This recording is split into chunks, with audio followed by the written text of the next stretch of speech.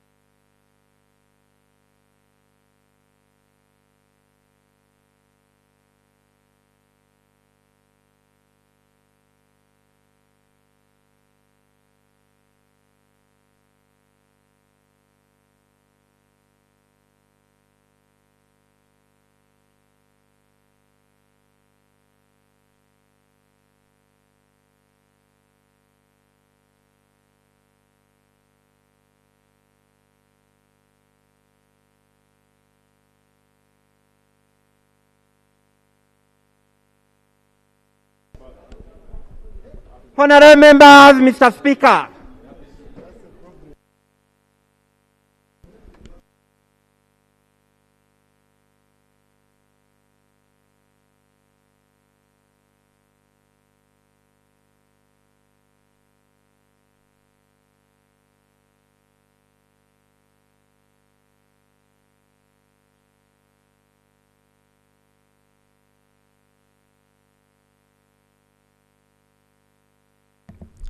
Prayers.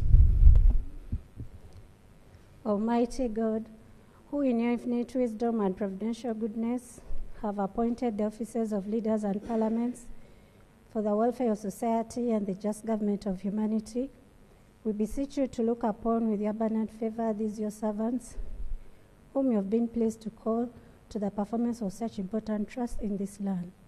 Let your blessing descend upon them here assembled, and grant that they may, as in your presence, treat and consider all matters that shall come under their deliberation in so just and faithful a manner as to promote your honor and glory, and to advance the good of those whose interests you have committed to their charge.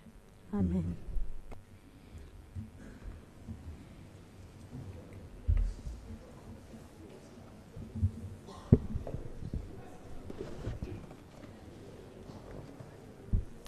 Item 2 on the other paper, communication from the chair. Thank you, colleagues. I welcome you to today's sitting. Matters of national importance. Procedure.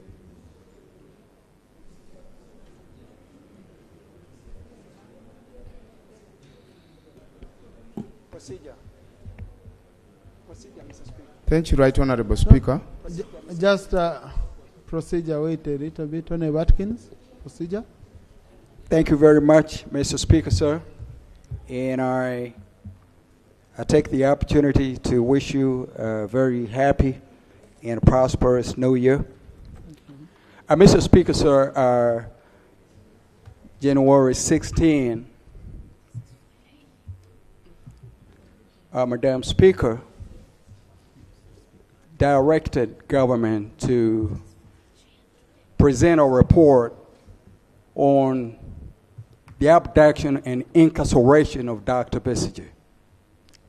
And that same sitting, Mr. Speaker, sir, the Deputy Attorney General, who is in the House, committed before a global audience, and specifically a national audience, the government in the next sitting, which was yesterday, would bring for debate a report on the abduction and incarceration of Dr. Besigye. Mr. Speaker, sir, like I've always said, the city occupies a constitutional seat. Your word is the last word.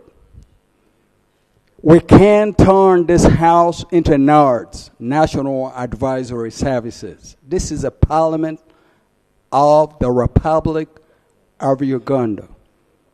What we pronounce ourselves upon is final. Mr. Speaker, sir, my procedure issue. I've scanned through today's order paper.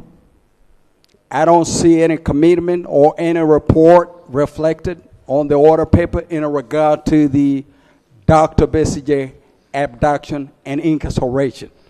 Mr. Speaker, sir, the problem with speaking and getting used to speaking is the more you speak, the less the people remember what is spoke. If we don't attach value to this parliament, nobody else is going to attach any value to us. We're not here to warm seats or feel good. Mr. Speaker, sir, through you, and I kindly ask that you consider and explore the possibility of amending this order paper and demand that before the adjournment of today's sitting, government submits and presents a report on the Dr. Besigye abduction and incarceration without a fail. And that is non-negotiable, Mr. Speaker. Thank you very much. Honorable, that's not how you conclude a meeting. submission of a session you're not chairing.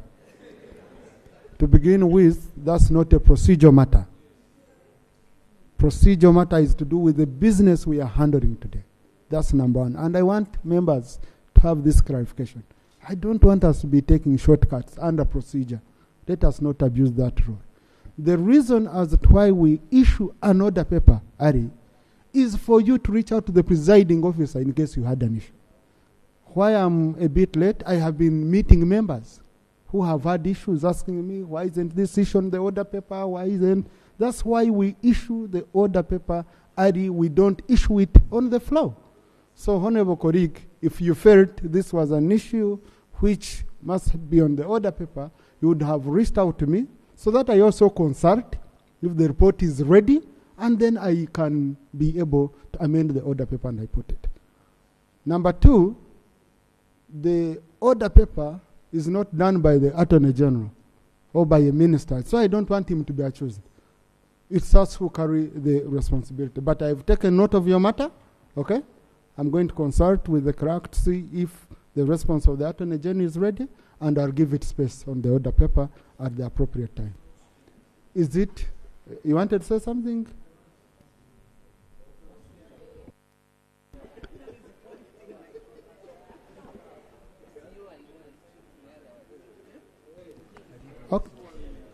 Okay. I've no. Please, can we no, have Honorable, please, you don't access a microphone without my permission. No, please. This is about the Constitution. Excuse me. No. Put me down. Nope. Honorable Karshe, please, can you take your seat? Sir. Honorable Karshe, can you take your seat?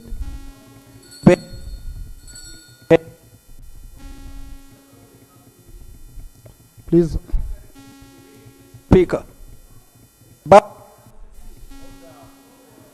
yes.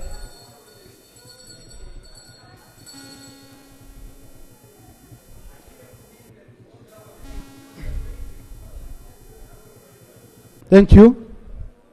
Now, honorable colleagues, please. We have rules we use here, and some of you are senior legislators.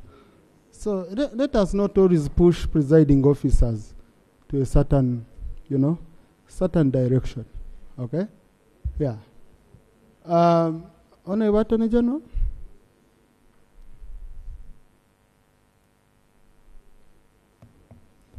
Thank you very much, Right Honorable Speaker. I'm glad that you are presiding over this matter, this House. Right Honorable Speaker, in light of what Honorable Katsabe is seeking, when he brought up that issue, I want to confess that I'm not one of those who understand his English 100%. I wrote to the clerk to Parliament on the 14th of January and requested that they give me the question exactly as he stated it, so that I could prepare a response. My letter is here, received on the 14th of January. So I have not refused to respond, but I've not yet received the question in your language. Thank you, sir. Thank you. No, I don't have anyone on the floor. So, yeah. Point of order applies when there is someone on the floor. Okay? So I will cross-check with the clerk if the Attorney General indeed has given evidence that he wrote, because sometimes indeed people want to capture the real question the way it is. We usually volunteer, we usually write and help them to get the question. So I'm going to cross-check with the clerk, but clerk, please ensure that you pick from the answered and you send the question to the Attorney General. Honorable Tebandeke.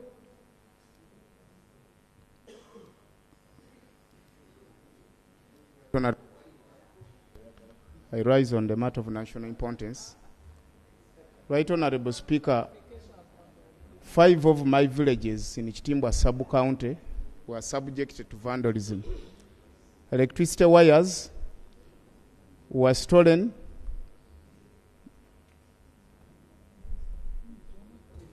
Some meter boxes were also taken away, leading to total shutdown with related consequences. My prayer is simple, Right Honorable Speaker. I beg government to come to the rescue of the people, to relieve them of the burden, and is still to update us on the remedies put forward to avoid the reoccurrence of such phenomenon. Thank you, Right Honorable Speaker. Thank you. Government. I know Bahati is standing in for the Chief Whip. Mr. Speaker, the Minister for Internal Affairs will take up the matter. Let Internal Affairs link up with Energy to see also how we can restore the service and help of the people. I know there is a campaign around that, Honorable Tebandeke, so I'm going to ensure that indeed we follow up on that matter. Honorable Atima Jackson.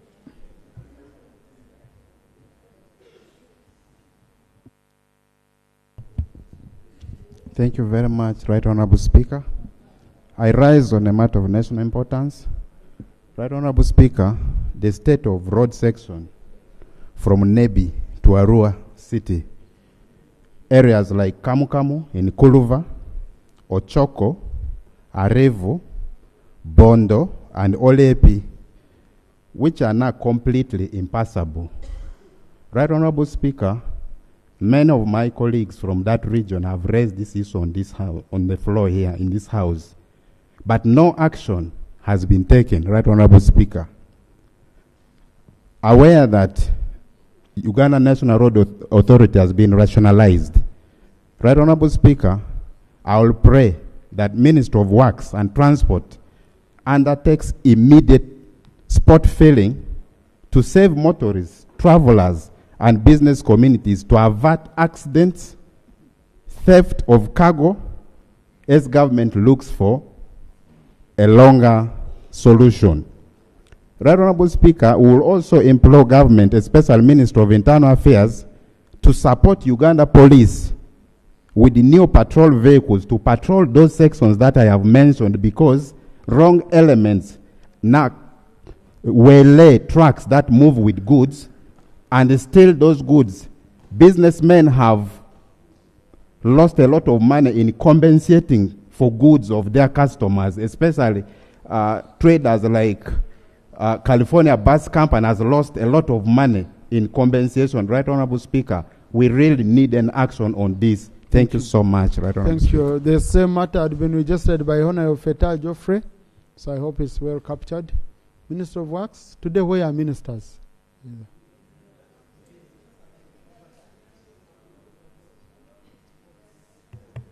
Yeah. Mr. Speaker, some ministers are with the President in the Busoga region, but others are also on the way coming. On the issue of the roads, we have already gotten the request by the people West Nile about this matter, especially on the context of traders, and we're already attending to this matter. I will liaise with the minister, rather with the honourable member, to make sure that this issue is resolved. Tomorrow during PM's time, let's update members from West Nile on this issue. Tomorrow during Prime Minister's time. Because now the minister responsible is not here. So it doesn't help for us to continue rotating on the matter. Honorable Akor.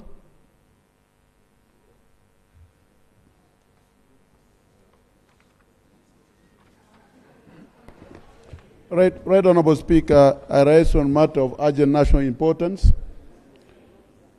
Right Honorable Speaker, the government of Uganda enrolled a new curriculum for O-level 4 years ago. Right Honorable Speaker, the first lot sat for their exams last year, and I think in about 2 weeks they might get the results. But unfortunately, as I talk with you, I have interacted with the Minister of State for Higher Education. I think I called him on 19th of December to find out if there is a new curriculum to cater for this new lot of people who sat their exams. But unfortunately, I've been made to know that they are talking about a bridge curriculum, but at the same time, the teachers of A-level that I interacted with, they have not been trained on how to handle, and they don't even have the syllabus now. Right, Honorable Speaker, my interaction with the chairman of the Committee of Education, they also brought this issue to the Minister of Education, and they tell them that they have put the budget for this financial year. And they've been saying that there has been no budget to make sure there is a syllabus for the A-level. Right, Honorable Speaker, my concern is, 4 years ago, they were all aware that there is need for this lot of people after finishing O-level. They will graduate to A-level. You wonder how such an important issue is put to be unfunded priority when the children are studying. I tried personally, because I have 2 boys who sat, to look for schools. Even international school now in Uganda is full because of this issue. Now, right, Honorable Speaker, my concern is that it should be brought to this floor. The Minister of Education should bring to this floor what is the way forward for those who have now finished and they are supposed to graduate to A-level.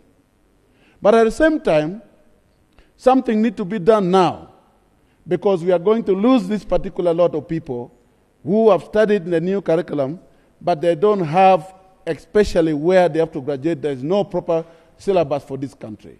Thank you very much. Thank you. Thank you. Let the Minister of Education tomorrow come and update the House on this. Honorable Bigaros. Thank you so much, Right Honorable Speaker.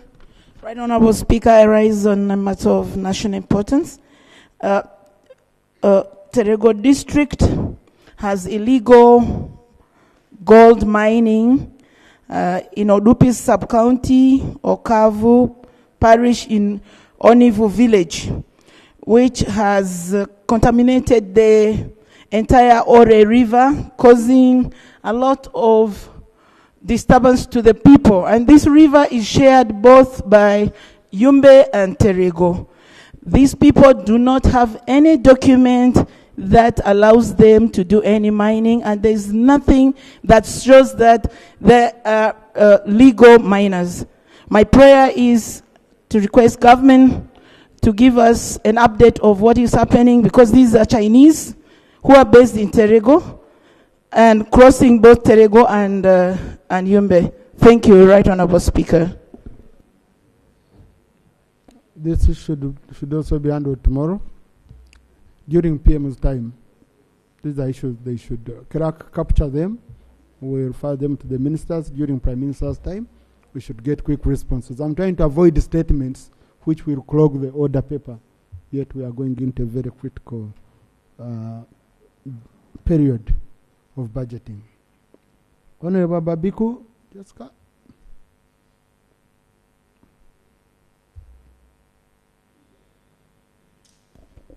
Thank you, Right Honorable Speaker.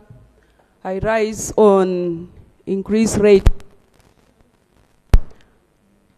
as a result of high spread of hepatitis C in the Ajuman district.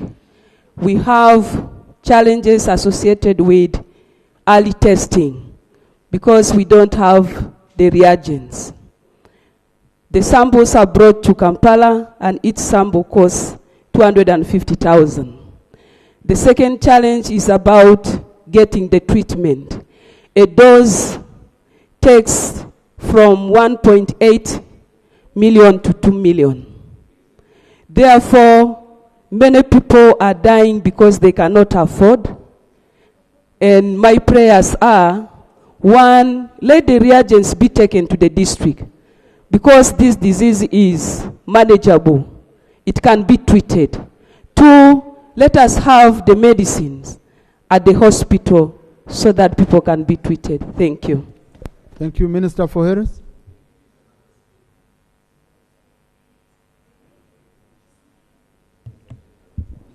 Thank you very much, Honorable Bebiku, for your question. Yes, I know about hepatitis B. It's not only in Adjumani, but it's in many. Hepatitis C, sorry. We were in Egypt, I think, last year, and we were promised now a vaccine for hepatitis B. And actually, they had B is the most common. But we were promised a vaccine for hepatitis C, and they have also found some treatment, by the way, for it. And I'll find out the details, and I'll bring a proper report here. But we're already in touch with the Ministry of Health of Egypt, who are helping us in the fight against hepatitis C. Thank you. Honorable Namuga.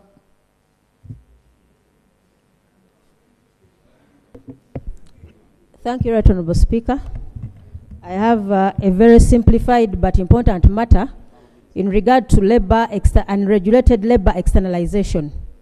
Right Honorable Speaker, in December, not only on social media but all over the newspapers, we saw cases of our children, all our sisters and brothers working from abroad, those are migrant workers, complaining about the situation that there is, especially in Saudi Arabia.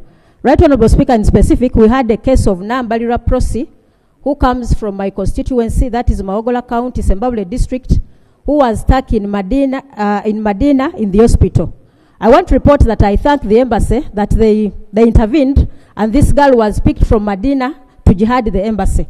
But to date, she's stuck at the embassy because the company only managed to get an air ticket for Nambalira, but they cannot get an air ticket for the embassy staff to escort her up to Uganda. The ministry says it has no money. But this is not the only case. We have so many cases on migrant workers who are stuck in other countries, inclusive of Saudi Arabia. So, Right Honorable Speaker, number one, my prayer is the ministry should intervene immediately to ensure that Nambalira Prosi gets home as soon as possible so that she can get treatment. Number two, the labor externalization bill must be fast-tracked into law by the Ministry of Gender, Labor and Social Development to ensure that the dynamics within this sector are managed and followed up. The other prayer is, Right Honorable Speaker, the expanding scope of the External Employment Management Information System is vital in obtaining comprehensive labor externalization data, and currently this system is not covering all the areas that would really help to bring this sector to order. So essential information is left out. Right Honorable Speaker, I would implore this parliament to get interested into what our migrant workers go through in all the countries, not only Saudi Arabia, but the United Arab Emirates. This matter has been on the floor of parliament several times, but the Ministry of Gender and Labor has remained adamant. And a lot of money, a lot of taxes are picked from this sector. So this should not be a source of revenue to the country, but the migrant workers should be protected. Thank you, Right Honorable Speaker. Thank you, Honorable Minister for Gender. Procedure, Honorable Kamara. Thank you, Mr. Speaker. The procedure matter I'm raising is that the Minister of Health has said that there is a vaccine for hepatitis C. Yet hepatitis C does not have a vaccine. Mr. Speaker, this is unanswered. This is wrong information. I don't know whether we are proceeding well with the Minister of a big Ministry of Health giving us wrong information that is a vaccine for hepatitis C. I am thanking for your guidance, Mr. Speaker. Honourable Minister, I want to make a comment on that because even me, I don't know whether it's there or not. So. Sorry, Dr. Kamara, I said that when we visited Egypt, they were trying to do tests on how they can find a vaccine for hepatitis C. Okay. That's what I said. It is under manufacture or under trial. So for the record, now, Honorable Kamara wants a very clear record. And the record is there is no vaccine. That's what the minister has said. But some countries have made progress, according to the information she has, and therefore they were working with them to see whether indeed they can help us. Okay? Thank you. Honourable Minister for Gender.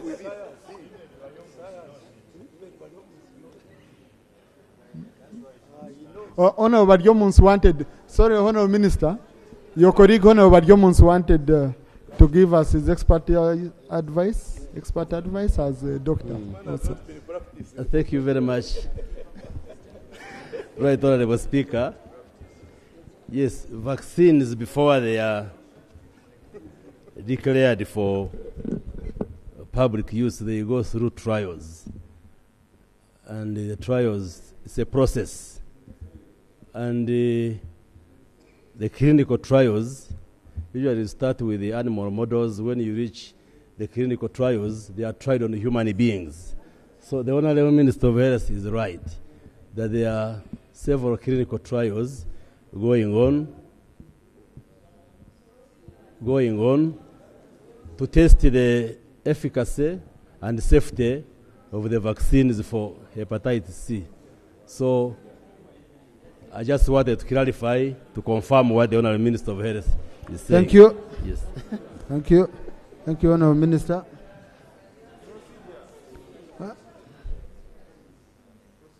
Colleagues, the record is very clear. There is no vaccine for hepatitis C.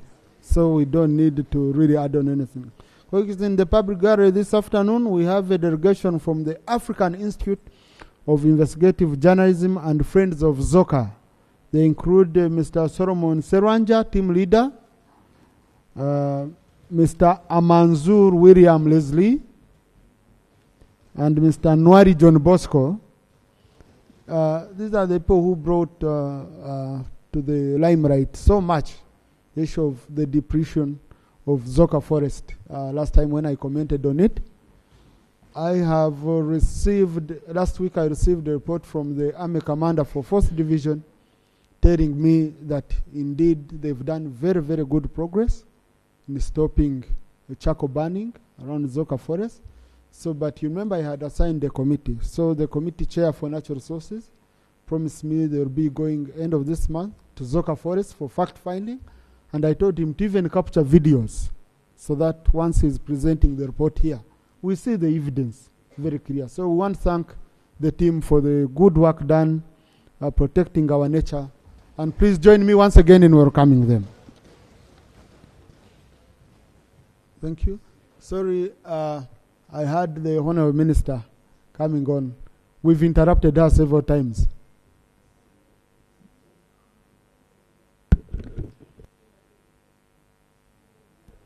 Yeah, Right Honourable Speaker, I want first of all to thank you, and I want to thank the Honourable Minister. Maybe before I answer, Honourable Speaker, you have made me sit like 3 times, and I'm not comfortable in this seat because I need armchaired seat. So my rights as a sitting person here, I'm not as good as others who are very flexible. Jump up, sit down, do this, and ABCD. Those are my rights, and I think I request that I should be given something comfortable. In cabinet, you're aware that I'm given a better chair than... I sat in cabinet with her for 9 months. I am talking to the Deputy Speaker. Yes. Yeah, I'm talking to the Deputy Speaker and he knows. And that time he was my chief whip and he fought for me to get a chair the other side better.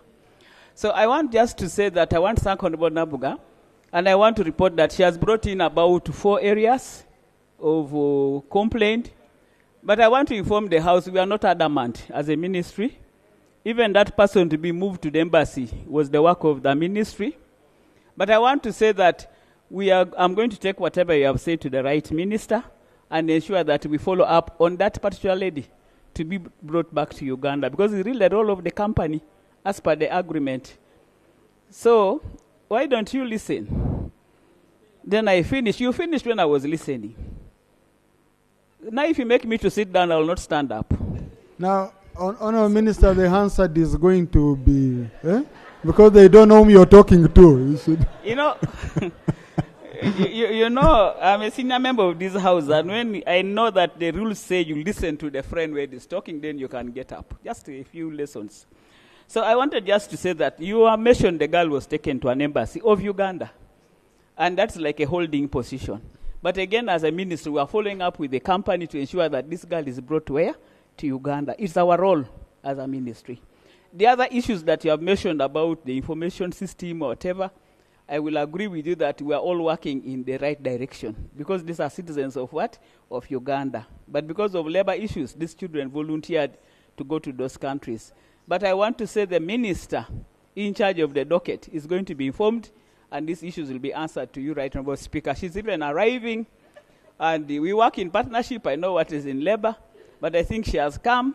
But I will still whisper to her and to answer that, because you brought about 4 areas, which some of them need us to go back to the law, the external bill you have mentioned.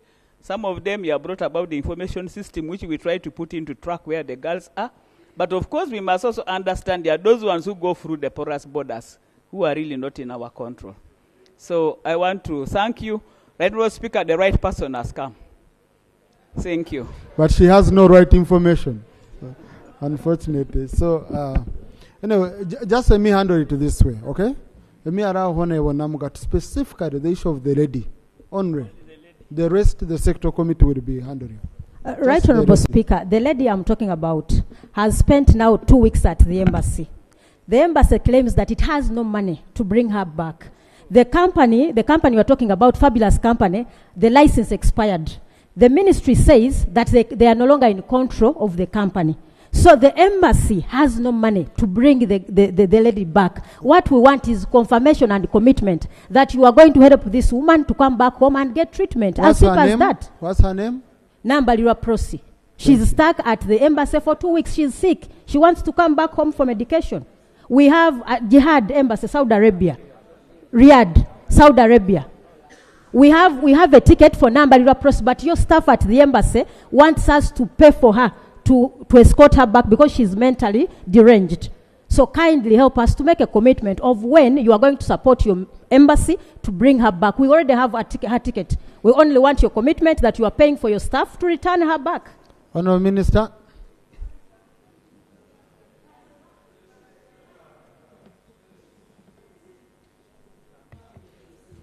Right Honourable Speaker, first of all, I want to wish you a Happy New Year. I want my colleague to, first of all, thank us as the ministry, where we got the girl from and relocated her from where she was, and this action was taken as soon as we knew about her news. The girl is right now in the hands of the government. She's still on treatment. She had both fractures on both legs, and that's why we have to ensure that she is in better condition to be able to take a flight to come back home. I will be in Riyadh on Monday, and I will come back with the girl. Thank you. Thank you. Honourable Biralo.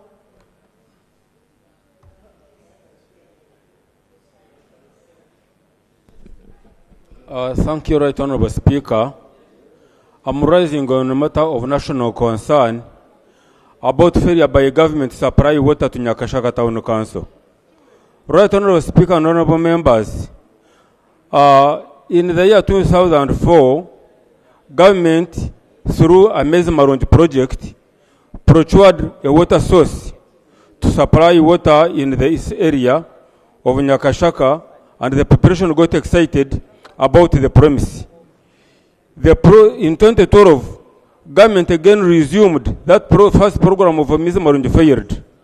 In 2012, government resumed the project under Southwestern Rural Water Scheme. It also did not deliver. Right Honourable Speaker, in 2022, the Ministry of Water contracted a company called Azu to deliver water to Nyakashaka Town Council. And that water was supposed to be delivered by February 2025, which is next month. People surrendered their properties for the project to move. Right Honourable Speaker, to date, there is no water, there is no task, and there is no job going on, and the contract is soon expiring in 2 weeks to come. My prayer is, Right Honourable Speaker.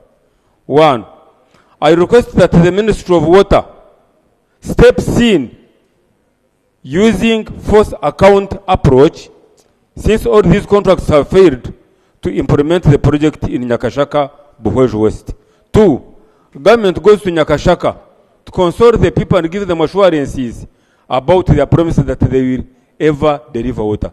Thank you, Right Honourable Speaker. I beg to move. Thank you. Government.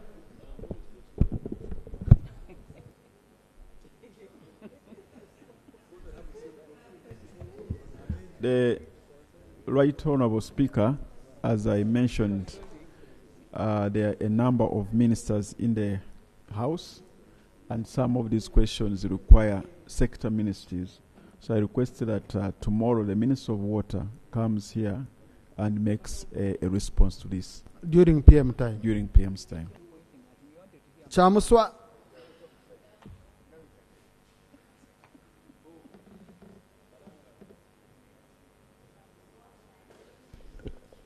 Mr. Speaker, I rise also on a matter of urgent importance.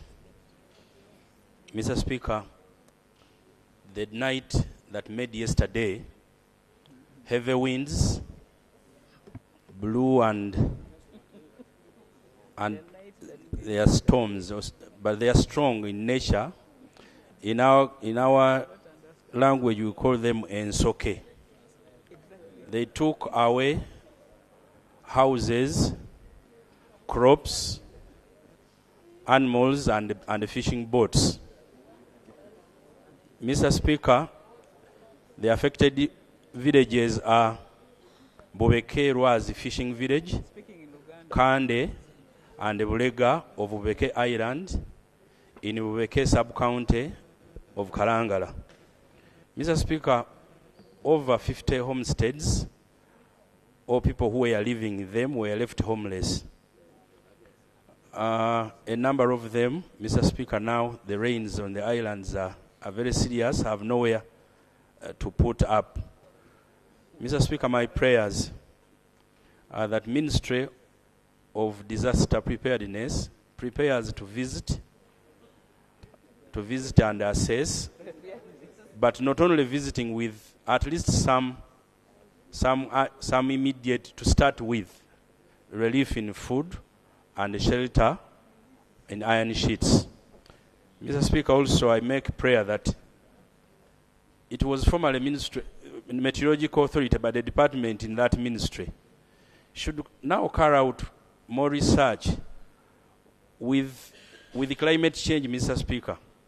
Even the weather has changed on the lake, such that they are able to give our people information reliable on how the waves or the climate is about to change, and our people can prepare for that. It's possible, Mr. Speaker. I pray that our people also be given some medication, because the nature of life now they live in requires urgent attention. Thank you, Mr. Speaker. Yeah, the islanders really need urgent support. Honourable Minister Bahati kindly liaise with OPM so that indeed they are given support. Now, Honourable Asamo, I'm sorry I forgot to respond to your comment, to your request. It's your right, and I don't know. I know we are trying to make special to adjust a few seating arrangements, but at least Crack needs to return the chairs for the disabled and the elderly, which were in that corner. I'm going to ensure that is done, and when we do it, honourable colleagues, we respect that corner. I also have people whose height can only allow sitting in business class, like Honourable Anton Akor. That's why you saw him here. He says when his legs cannot pass through, the buffalo cannot easily. That's what he said. That's what he told me. So we are going to see how we can make special arrangements. But for people with disability and the elderly, we are going to work on it. Okay?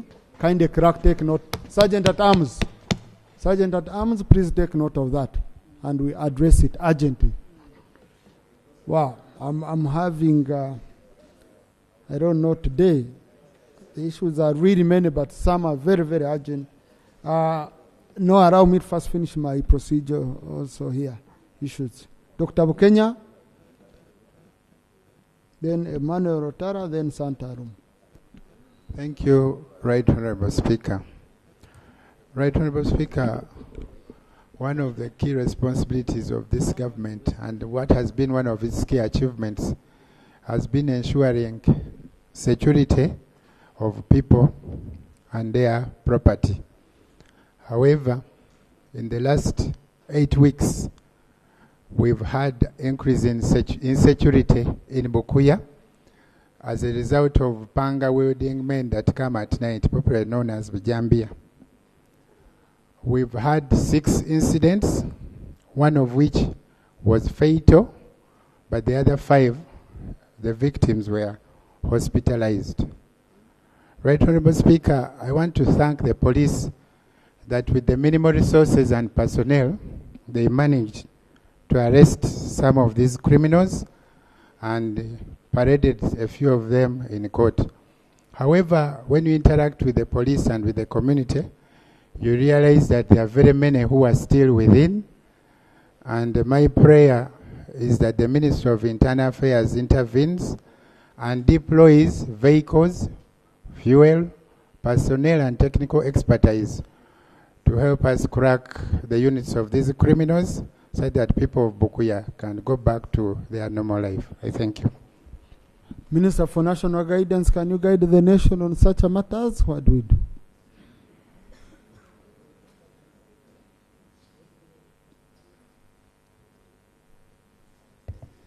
Thank you very much. I thank the Honorable Member for Bukuya for raising that concern, and I will relay that information to the Minister of Internal Affairs so that action is taken by, you will link with the Honorable Member and also send the officers on the ground, and then the issue should be handled, because much as it could be Bukuya, but there should be other incidents elsewhere, and we shall definitely report back. The Minister will report back in Parliament next week. The Minister just needs to go on ground. They need to take action. And as long as the MP tells me it's okay, we don't need to again report back here. Okay? Thank you. Honorable Bahati, when we were talking about Chamuswa, Honorable Charles Matovu had brought the issue of Busi Island some time back, and the cow for Wakiso did all that is necessary, but they've not been helped.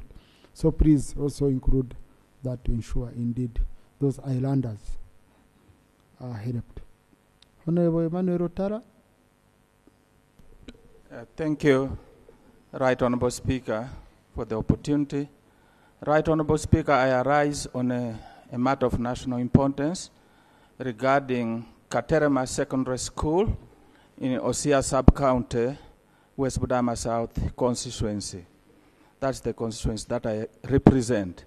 Right Honorable Speaker, this school, Katerema, was initiated by the community, and it was taken over 20 years ago by government. And I want to inform the House that this school, the structures were made out of poles and unbaked bricks. And 20 years down the road, the poles have been eaten up by termites, and now the buildings pose a danger to over 1,000 learners of this school.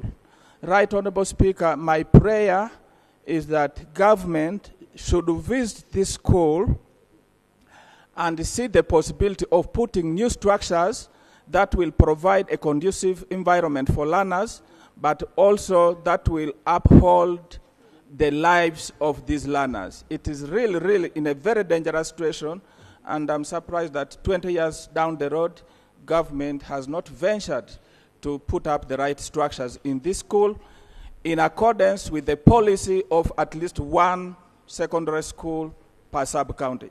Katerema is the only secondary school in that sub-county. Right Honorable Speaker, I beg to submit. Thank you, Honorable colleague. This is for noting for the ministry and also the Committee on Education when you're doing when you're processing the MPS. Honorable Santa. Thank you, Mr. Speaker. Mr. Speaker, I rise on the issue of national concern concerning the road from corner Aboke to Bobby. Mr. Speaker, this road was blocked and completely cut at Oriamapat Swamp since July last year, arising from a very serious floods which happened. And Mr. Speaker, UNRWA started working on this road, but eventually they left. And the road is still accessible, and yet there are so many people dying on this road. It's a very busy road. People try to cross it. People try to use it. There are so many people, more especially borders, who try to squeeze and use this road. Mr. Speaker, businesses have been interrupted, and vehicles cannot use this road. People going to the hospital can't use this road. And finally, Mr. Speaker, we are soon returning children to school. There are some children who use this road to cross to the other side. My prayer, Mr. Speaker, to the Ministry of Work, since UNRWA does not exist anymore, can we see Ministry of Works coming to our rescue? Because, Mr. Speaker, this is a great road. We have suffered enough, and I would like the response from the Ministry of Works. Thank you, Mr. Speaker. Thank you. Let the Minister respond tomorrow when we are in matters of national importance, PM time, in form of an oral answer, not a statement. Next item. Other issues, I'm handling them tomorrow. Next item. Item 3 on the other paper. I have handled 11 questions, so I really want us to save some time. Tomorrow we shall handle as many as possible. Statement by Minister on celebrations to mark the 39th NRMA Victory Day anniversary on 26 January 2025. Honorable colleagues, Honorable colleagues, I think there is a culture which is cropping up in this house that has to stop. Honorable colleagues, I have no let me first help you on this, honorable colleagues. I have 17 matters which have been recorded in my office. 17 matters. None of them is from Honorable Abattoir. I have been in office seated, MPs have come, we have discussed matters, we have done. They have booked space, and we agreed that's how we use this procedure in order to control. So now, if you can't come to my office to tell me that you have an urgent question and others come, whom will I give priority? I will give priority to the one who will come. That's it. So whether the matter is urgent, or not, honorable colleagues, I attend to you up to 1:50. Okay? Up to 1:50 p.m., I'll be in office waiting for you to receive your matters. So I request you always do that to make work easy for both of us. Next item. Mr. Speaker, sir. Item 3, statement by Minister on celebrations to mark the 39th NRMA World Day anniversary on 26 January 2025.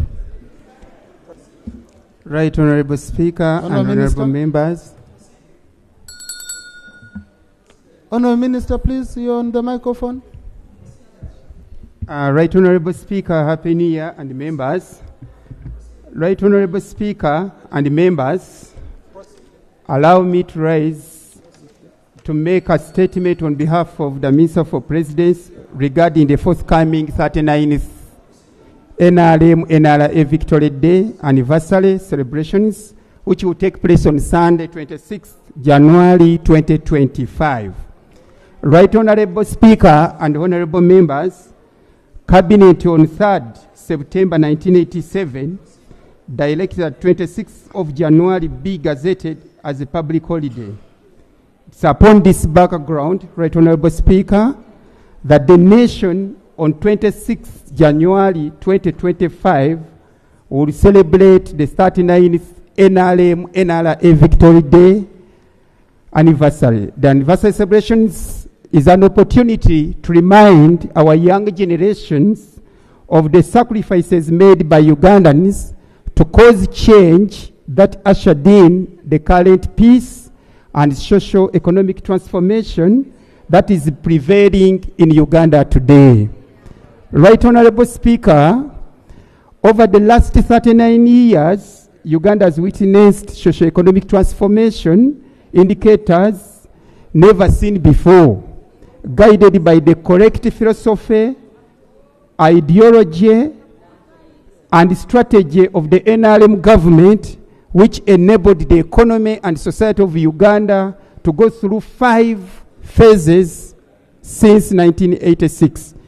And these phases of recovery are: 1, the minimum economic recovery, phase of restoring the aspects of the small colonial enclave money economy of the 3 C's, that is coffee, cotton, and copper, and the 3 T's, that is tea, tobacco, and tourism.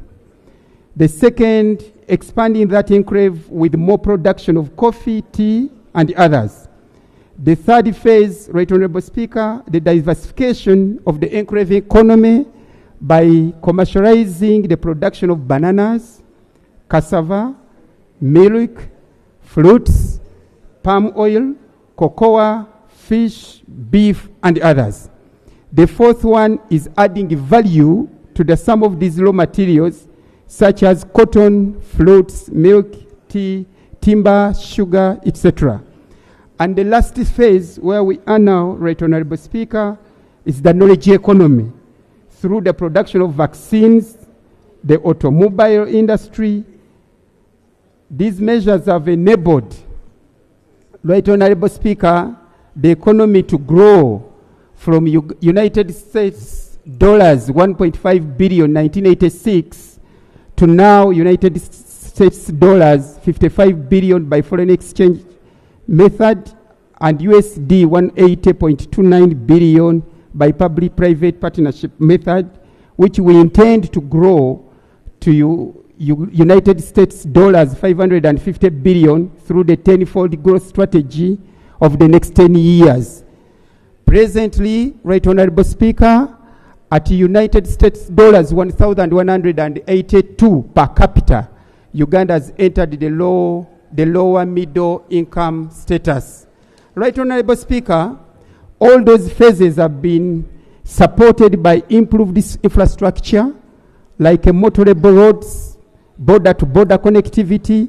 For example, Right Honorable Speaker, currently somebody can comfortably travel from Chisolo to Koboko.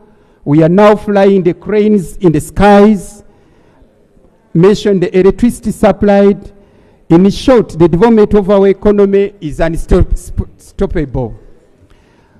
Right Honorable Speaker, with the rollout of many poverty alleviation activities and initiatives in the country, namely the 4-acre model for smallholder farmers, Emioga, parish development model, and the youth livelihood program, among others, many of our people in the rural setting will definitely join the monetary economy, and thus the outcomes of growth are shared by all.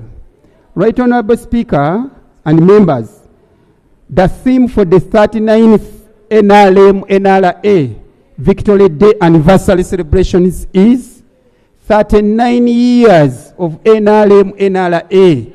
Salutation to those who re-sanctified our homeland. Close the question.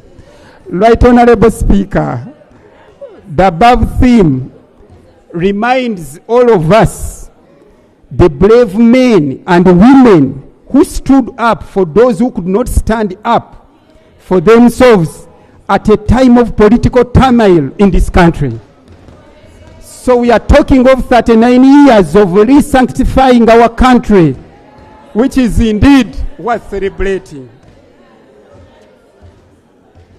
Right Honorable Speaker and members, this year's celebrations will be held on Sunday, 26th January 2025, like I said, at Mubende National Teachers College, Mubende District. Right Honorable Speaker, members, the chief guest during this anniversary celebrations will be His Excellency Yoweri Kaguta Museveni, General, retired, the President of the Republic of Uganda, who will be joined by all of you. Right Honorable Speaker, a lot of preparatory activities are ongoing, but allow me, Right Honorable Speaker, to thank and extend appreciation to the honorable members of Parliament and local leaders from Mubende District and Greater Mubende for participating in the preparatory meetings, and I am certain the function will be a success. Right Honorable Speaker, a lot of preparatory activities have been taking place, including eye care medical camp, which is running from today to 24th. And publicity programs have been done. And Right Honorable Speaker and members, a synopsis regarding the anniversary celebration has been prepared by the Uganda Media Center in liaison with the Office of the President, and it has been shared with all RDCs to enhance publicity by our various media partners. As a way of informing members and the general public about the celebrations, a press conference by the Minister in charge of Presidents was held actually this morning at Uganda Media Center. Right Honorable Speaker, all the above was achieved because of the will and the divine mercy of God. And indeed, we've prepared and planned prayers, and the program is here as follows. On Friday, 24th January 2025, we shall hold prayers in all mosques. On Saturday, 25th January, we shall hold prayers in all Seventh-day Adventist churches. On Sunday, 26th January 25, prayers in all other churches. Right Honorable Speaker, as always, His Excellency the President on the D-Day will award medals to 61 distinguished individuals in honor of the extraordinary roles they have performed in Uganda. I therefore take this opportunity to invite you and invite members of Parliament to please find cards in your pigeonholes to attend these celebrations, which is worth attending.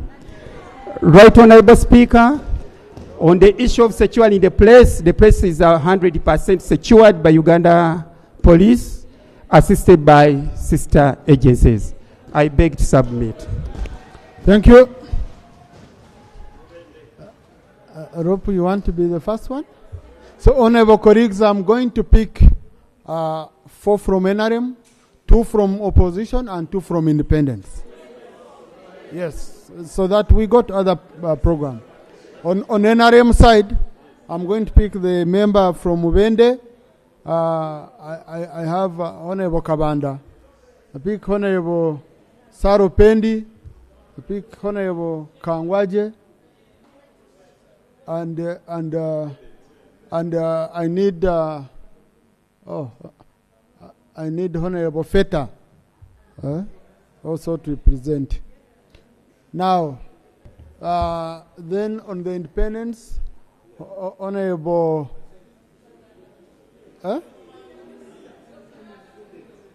no, I'll pick Dr.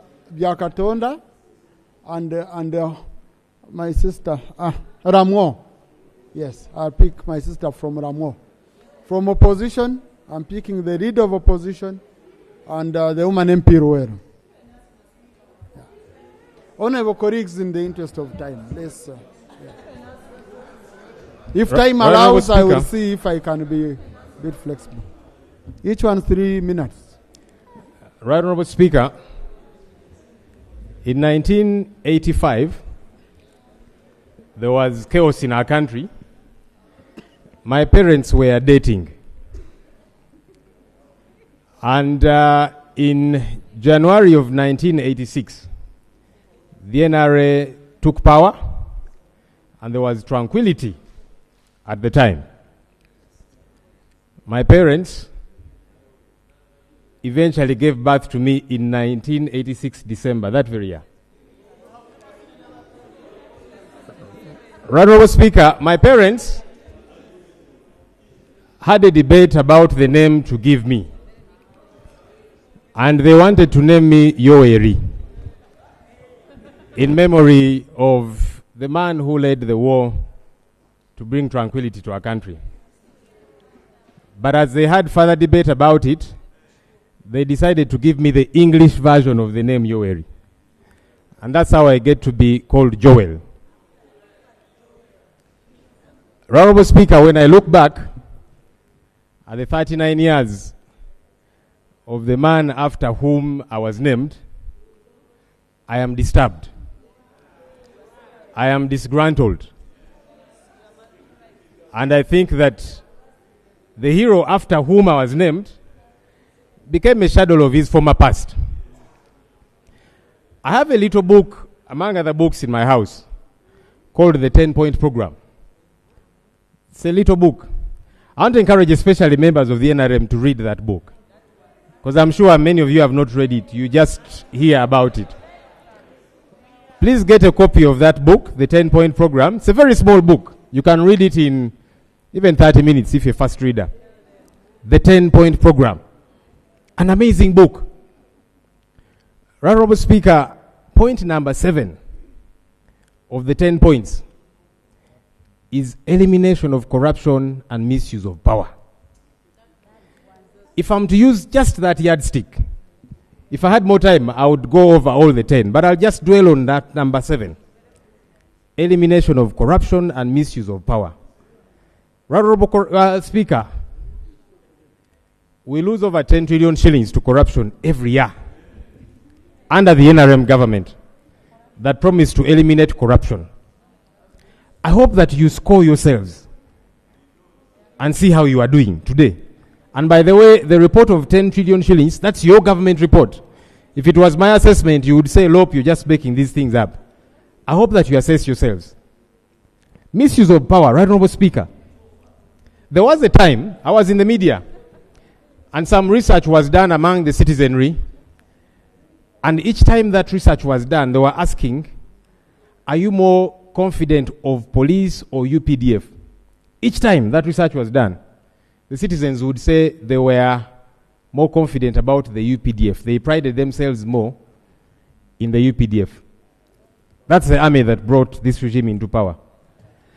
I don't know if that research was done today, a similar response would come from the citizenry.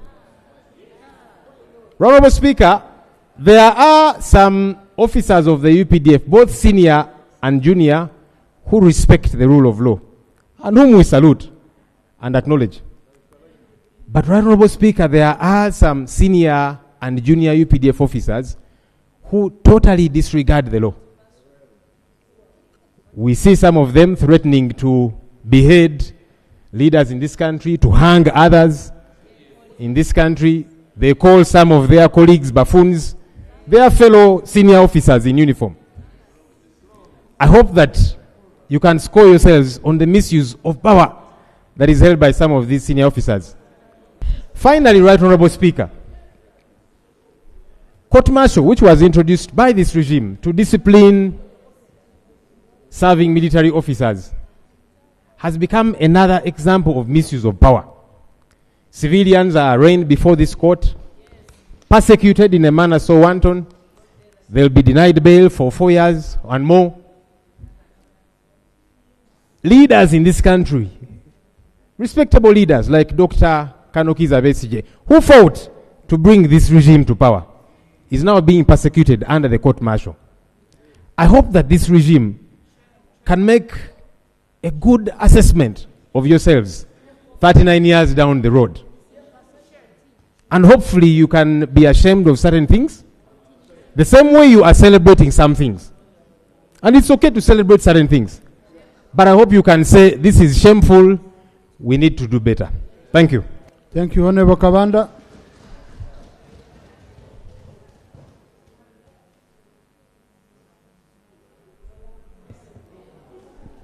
Thank you, Right Honorable Speaker. And also, I want to thank the Minister for his statement. Firstly, Right Honorable Speaker, the leader of the opposition has said that he's disgruntled, but for me, as a member of the National Resistance Movement and our colleagues this side, we are contented with the National Resistance Movement government.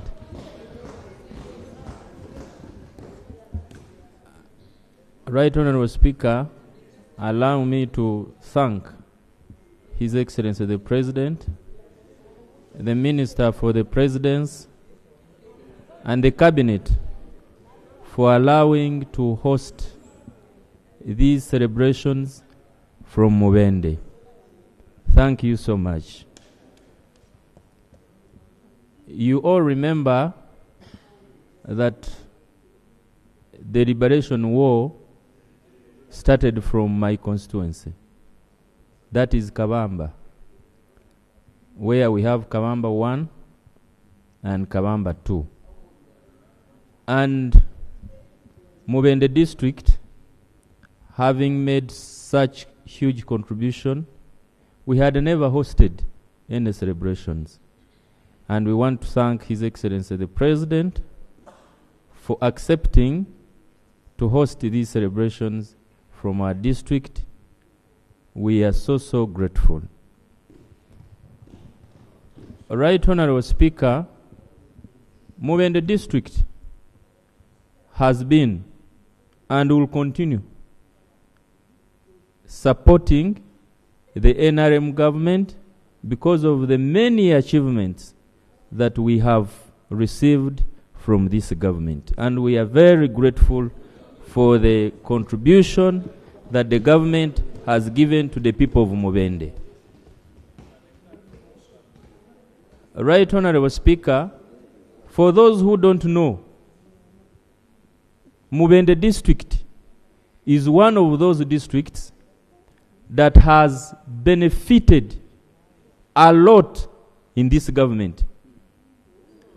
I must inform the leader of the opposition that Mubende hosts the regional referral hospital for Greater Mubende. And it's a contribution to the people of Mubende. The government should have chosen to take it to another district. Right Honorable Speaker, the government of Uganda. Conclude, Honorable. Conclude as the area MP. Thank I you. gave you extra. Recently signed a contract with Technovia company to tarmac a road from Rusalira, Kasambia, Nkonge, up to Sembabule, where Kabamba is. And we are very grateful for that as the people of Mubende. As we talk now, Right Honorable Speaker, I know most of you will be coming to Mubende. You will see the road from Mitiana up to Kasambia is under reconstruction by Enago Company Limited.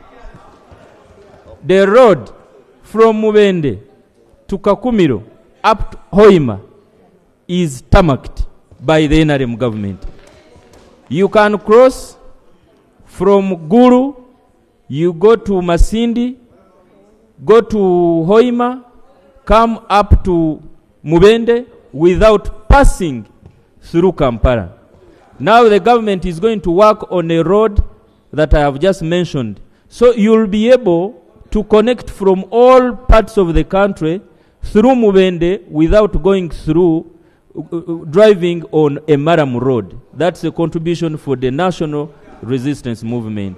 Lastly, Right Honorable Speaker, I want to join the Minister and the government in inviting you to Mubende on Sunday on the 26th. Come and sleep there so that our hotels can get visitors. Come and eat our food. Thank you. Thank you, Honorable Kabanda. Thank you, Right Honorable. We shall be joining you in Mubende for the celebration. Honorable Nancy Achora. No, I will pick you.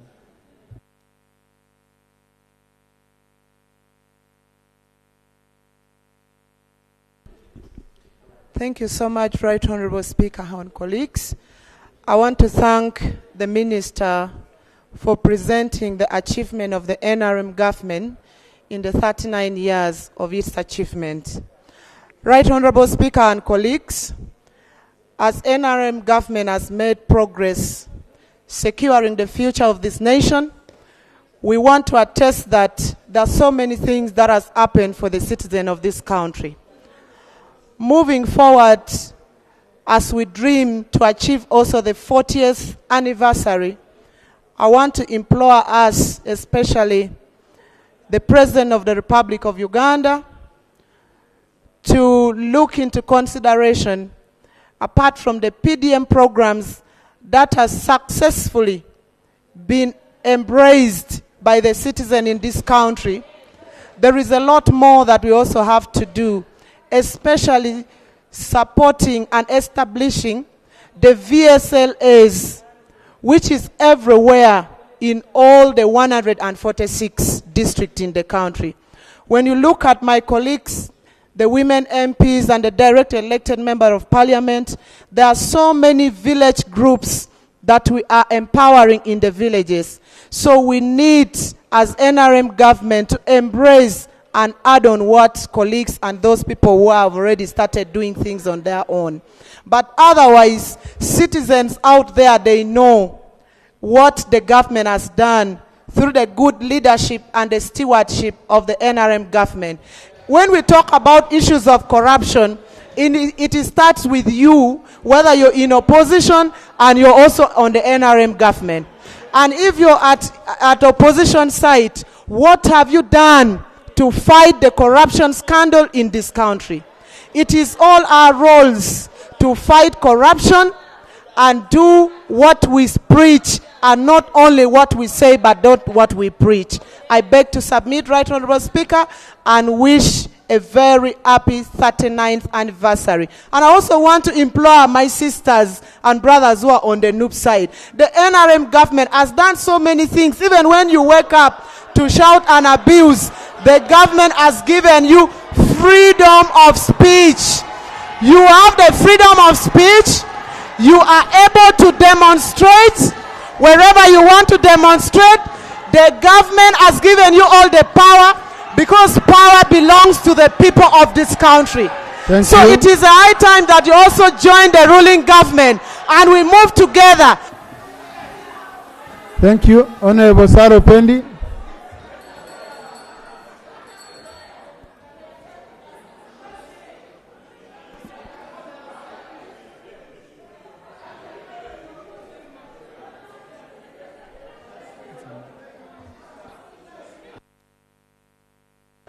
Honorable colleagues, here we are expressing opinions. So an opinion can be, you know. No, that's a side for independence. That's a line for independence. So she's seated in the right place. Thank you very much, Right Honorable Speaker. Right Honorable Speaker, I want to thank the Minister for his statement and acknowledge that we have made steady progress in this country, and even we as women, unlike before the 1995 Constitution, we had very few women in the political spaces and in the boardrooms. We want to commend the NRM government for enacting a new constitution and ensuring inclusion. Right Honorable Speaker, the Honorable Minister, in his submission, did talk about the infrastructure development. We must acknowledge that indeed the government, the NRM government, has actually made progress in increasing the kilometers of paved roads in this country. Currently, we speak of over 6,000 kilometers. We would have loved to have more, but because of constrained resources, we enable steady progress. We shall ensure that we have more paved roads. However, Right Honourable Speaker, with these paved roads, we need to transit away from road transport into railway transport. And I want to thank His Excellency the President that on 21st of November, he commissioned the construction of the standard gauge railway in Tororo district. That is something, Right Honourable Speaker, that we are all waiting for. The construction is supposed to start in Tororo by a Turkish company, the Yapi Mackenzie. However, Right Honourable Speaker, Right Honourable Speaker, when the President came to commission this project, you need to ensure that there is a clear right of way and that we don't have hurdles that will stop the construction of this long-awaited standard gauge railway. Something that will help us move away from, relying on road transport, but also having railway transport, especially transporting our goods. There are so many road accidents today, Right Honourable Speaker, on our roads, partially because of so many vehicles, the trucks, everybody is on the road. However, Right Honourable Speaker, in order for us to move with this project, we have something, allow me raise this, Right Honourable Speaker. We have a school called Murkatipe View Primary School in Tororo. That is around the community where this standard gauge railway is supposed to start the construction of the... Well, please conclude with that. So, Right Honourable Speaker, government released money to relocate this school. Money was paid to the UPDF Engineering Brigade. Money was paid to Tororo Municipal Council. It is 1 year down the road, Right Honourable Speaker, and the technical people have been moving in circles regarding procurement of the land. When the President came, they stopped us from raising this. The Minister of Works, Attorney General, all said they were going to handle this matter. We had hoped the PPDA has already given guidance to Tororo Municipal Council to proceed and procure land within the community. They advertised for anybody who has land. And we had people outside the community area applying or applying to actually, provide land. We need land in this very community. Land has been identified and given by the community. The Tororo Municipal Council is still dragging its feet. The schools are to open, Right Honourable Speaker, on the 3rd, 4th of February. By now, would have had classrooms constructed. This is a primary school. They are being told to move to another location. Right Honourable Speaker, imagine children of P1 walking long distances to another school. I want to real appeal to the Minister for Presidency, the Attorney General, the Minister for Economic Monitoring was in my district in March, and she found this challenge. To date, the problem has not been resolved. The Minister for Local Government, can you deal with your town clerk, who they are being motivated? It seems they get some enjoy which they have fed. So, sorry, Honourable Sarah, the point has been noted. I hope they take note of it and they respond. Honourable Nabu Kenya Brenda, colleagues, I've already picked people to speak, so kindly.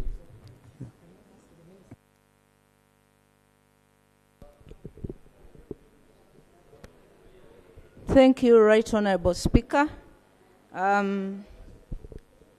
Right Honourable Speaker, I have heard the statement, and I really want to speak on behalf of my people of Luelo and maybe the greater Luel districts.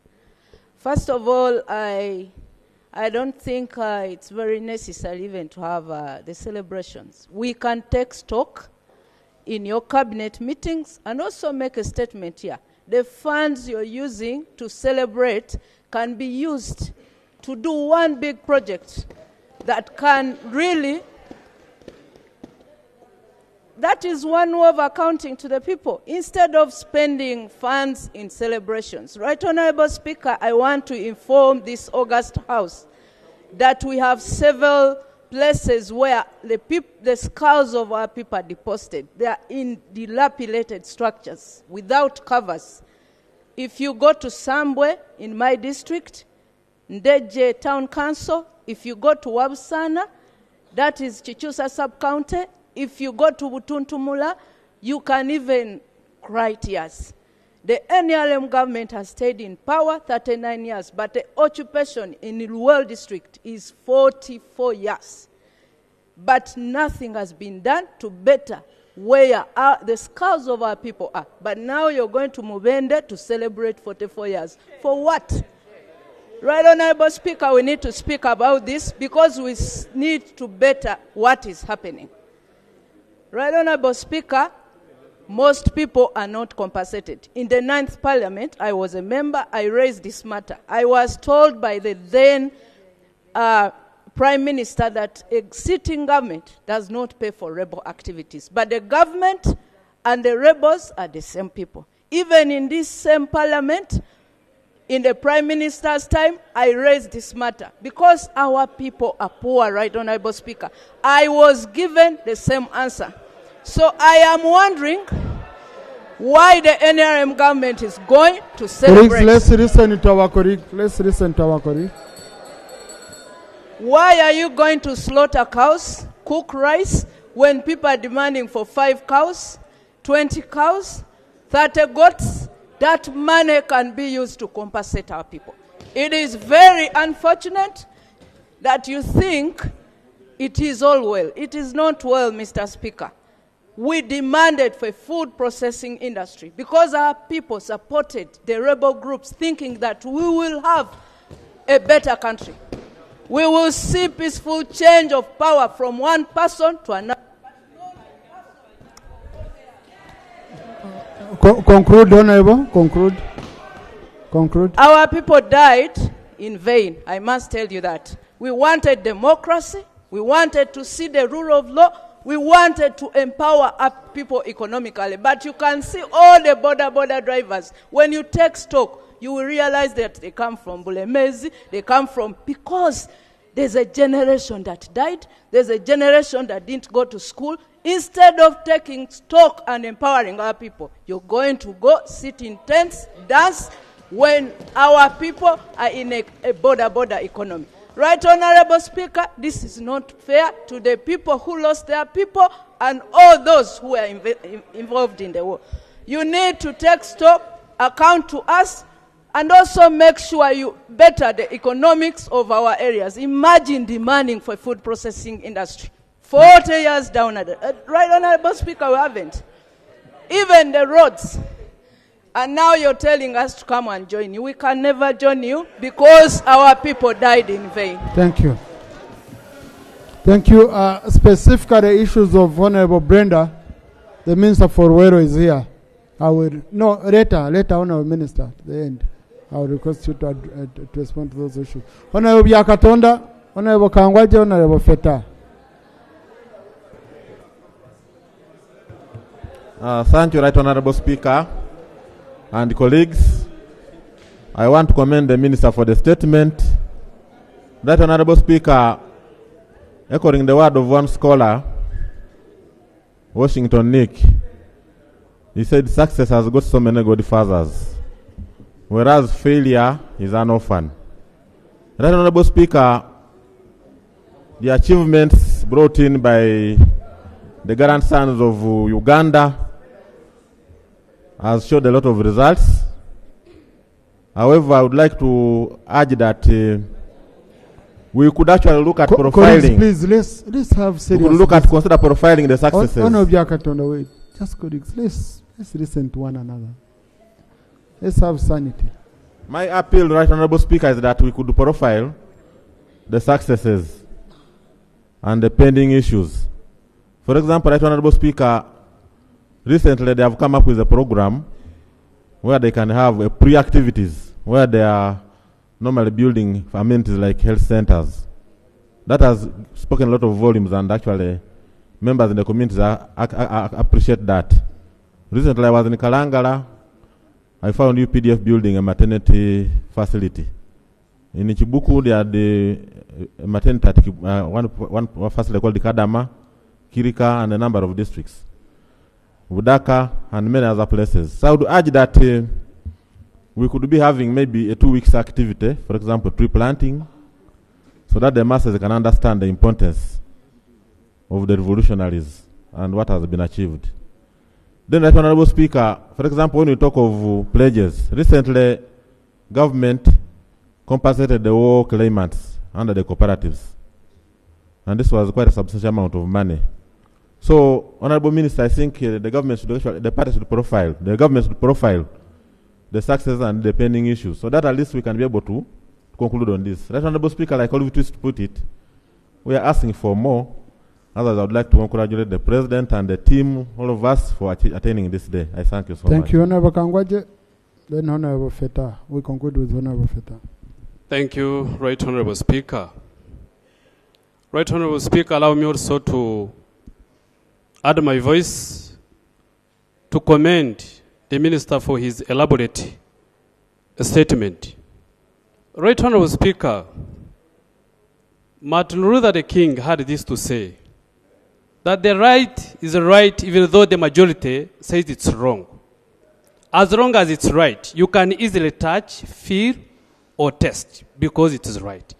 I want to base on this statement, Right Honorable Speaker. I have seen my brother, Honorable Senyin, a leader of opposition. Indeed, he has appreciated that if it wasn't national resistance movement, indeed he will not be in existence as of today. Because it is only and only this government that immunized him, that has given him is a very good conducive environment for him to go to school. It is only and only this government that has given him security so that he can go to school and be. I need to be protected. Just point of order. Right Honorable Speaker, I thought that as I was speaking, Honorable Kangwaje, among others, were very attentive. I discovered not. For the Honorable colleague to say that I exist because of the NRM, it is shameful, it is problematic, it makes me apoplectic. Right Honorable Speaker, are we soon going to begin to thank the NRM for the rising of the sun? That we should also thank them for the oxygen that we breathe. Honorable Speaker, I think my colleague needs to withdraw that very problematic statement that I exist because of the NRM. I hope that he will be smart enough to do that. Thank you. Yeah, I think I didn't get it that way. Yes. No. I'm meaning what Honorable Kangwaje said is really not what Honorable Joel. Listen. What the Honorable Joel said. The only thing I got from what Honorable Joel said was if it wasn't from 7, he wouldn't have a name. Because he's named after Yoweri. I don't know if that one I also got it wrong. No. You said you were named after Yoweri. Okay. No, Honorable Joel has said even without without Yoweri Museveni, the president, he would have a name. Okay? I had thought he wouldn't have a name, at least a Christian name. But Honorable Kangwaje, really. Thank you, Right Honorable Speaker. Right Honorable Speaker. For the comfort of a member. Yes. Okay? Yes. The member is saying you are claiming his only arrived because of NRM, and for him he knows even without NRM he would be arrived. I concur with you, Right Honorable Speaker, and I withdraw. But I wanted him also to get me well. But don't withdraw his name, Joel. Of course I cannot do that. Right Honorable Speaker, to emphasize on my point, it is very, very, very clear, and it is well known in this world, that Uganda is peaceful. It is peaceful to an extent that we have gone ahead and exported peace to our neighboring countries. It is well recorded and well registered. You know that your sons and daughters are in very many countries exporting peace, and they have tried so hard to make sure that other countries are at peace. Right Honorable Speaker, I want to inform this August House that it is only and only in this country, and it is only and only NRM as government, that has managed to take money to Mwananchi on the ground. You know the money we have given the people on the ground in the program of PDM, Party Development Model Program. Right, Honorable Speaker, you can hardly find it anywhere. If there is any person who wants maybe to challenge me on that, I think we are able to discuss. But it is only and only this government, through this parliament, where we found that it is clear for us to make sure that each and every person in this country should be in the money economy. And we did it. So that attribute itself should go back to NRM as an achievement.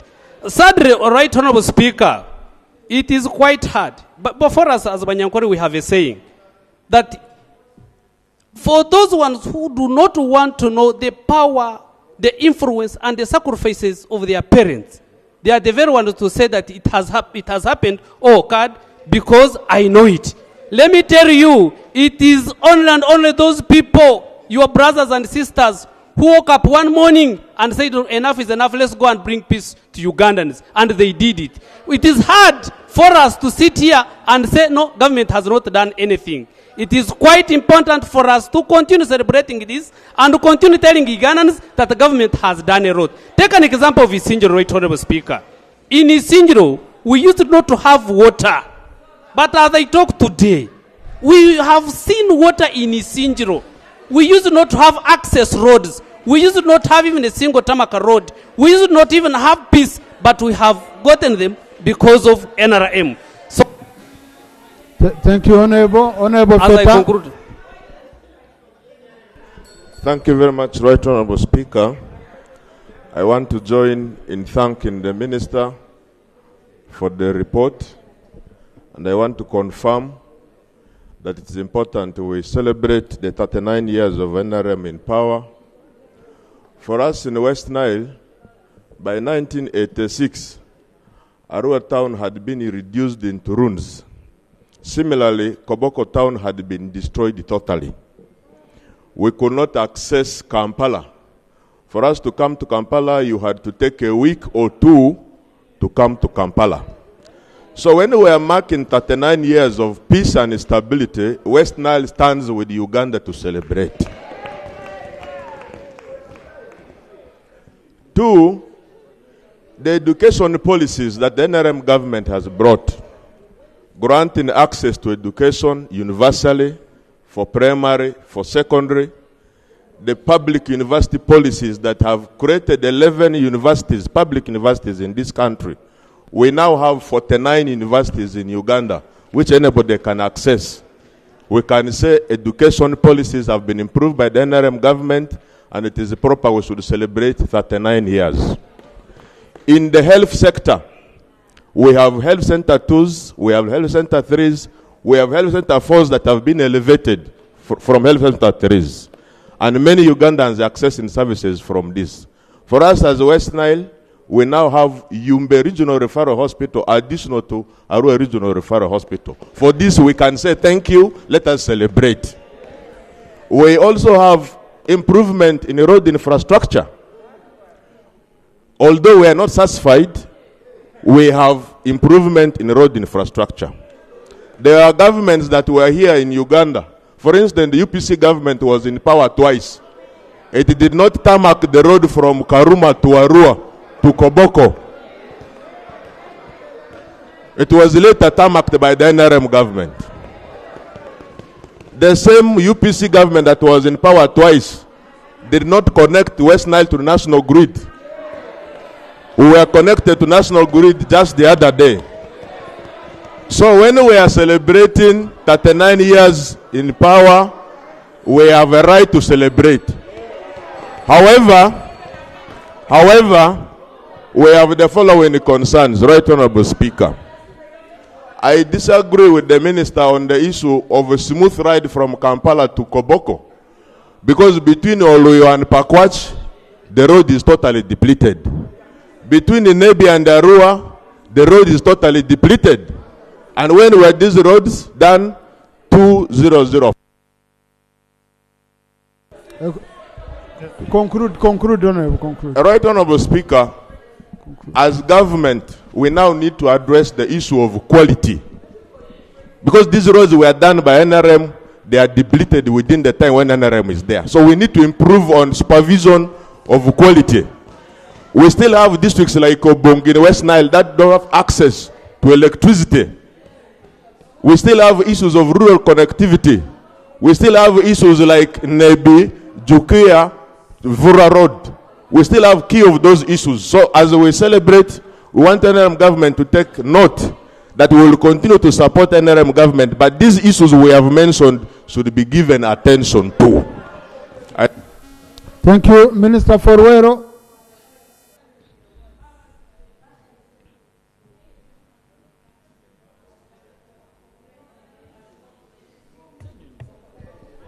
Thank you very much, Right Honorable Speaker. Honorable Brenda raised 3 issues about Ruero. She talked about the monuments. The monuments are 33 in number, and right now the Ministry of Tourism and Antiquities is renovating them.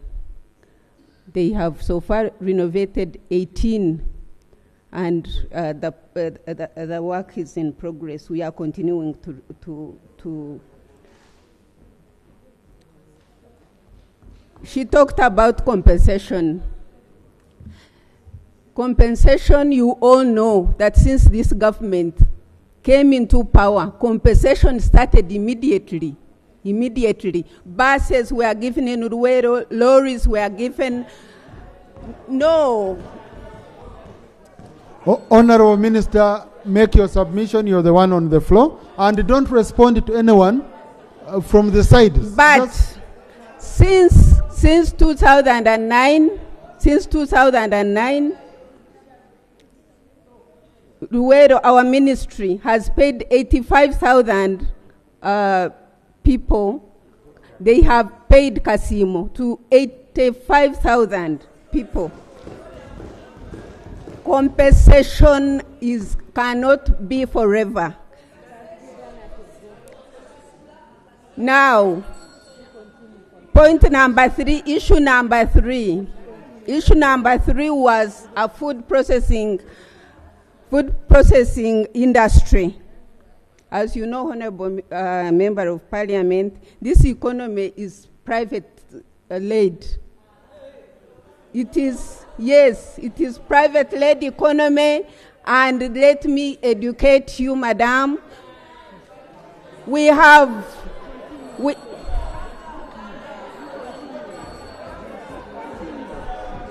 102 industries in Ruero alone. 102, small, medium, and large.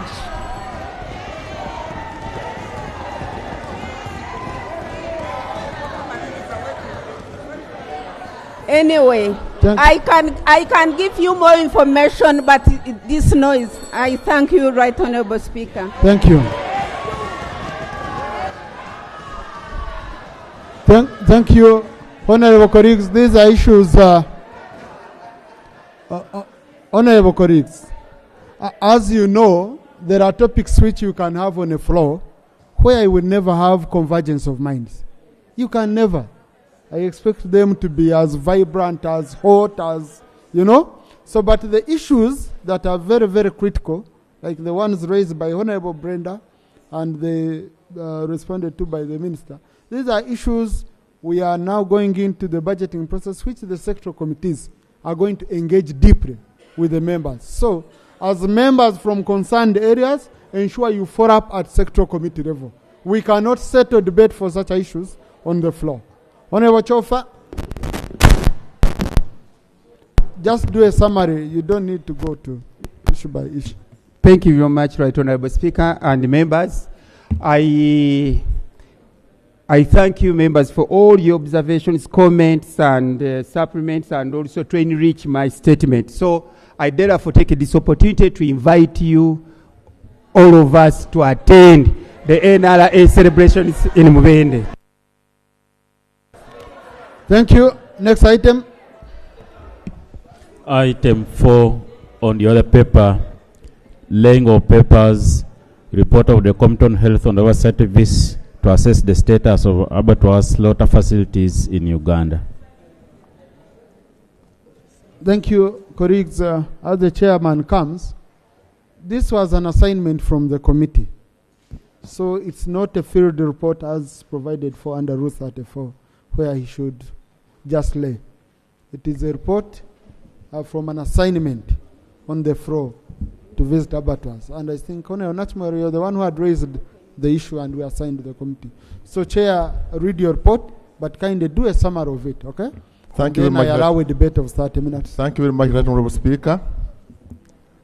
Before I present the report, I would like to lay the minutes for the trip, and also to lay the report titled Report of the Committee on Health on the oversight visit to assess the status of abattoir slaughter facilities in Uganda. Right Honorable Speaker and colleagues, this is a very sensitive topic. All of us eat meat, and sometimes we don't know where it comes from. I'm going to be a bit brief because the report is a bit large.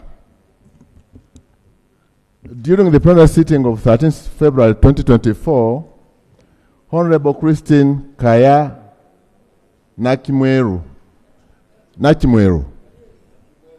in Nakimweru, the district woman MP for Kiboga, raised concerns about the deplorable conditions observed in district, city, municipal, and council abattoirs. The concern raised by the honorable member about the status of abattoirs included: 1, lack of toilets, and those that have toilets, they were not clean. 2, lack of proper drainage and therefore presenting foul smell, making it unconducive for people residing near the abattoirs. C, not having water facilities and supply, which compromises the sanitation and safety of meat and other products. 4, lack of power supply, which affects automation and lighting facilities. 6, bushy and unhealthy surroundings of the abattoirs. The Right Honorable Speaker referred the matter to the Committee on Health with instructions. Honorable Chair, go to observations and recommendations. We can go to page 18, page 20 of the report. That is the general observations on the status of abattoirs. We start with functionality and suitability of the infrastructure. I'm not going to read everything, I'll just summarize. The committee established that there are no standard designs of abattoirs stroke slaughterhouses in the country. It was noted that most of the local government construct poorly designed infrastructure which do not meet the basic public health requirements, which compromise the hygiene and standard conditions.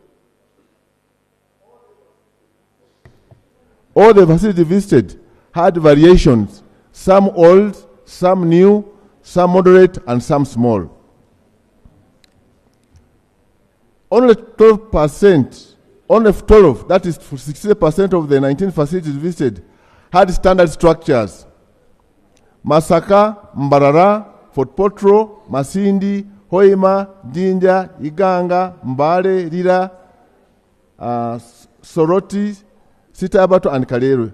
With the exception of the new facility in Hoima, the rest of the structures were in poor condition, manifested by the poor wall conditions, poor roofs and floors, and lacking tiles and terrazzo.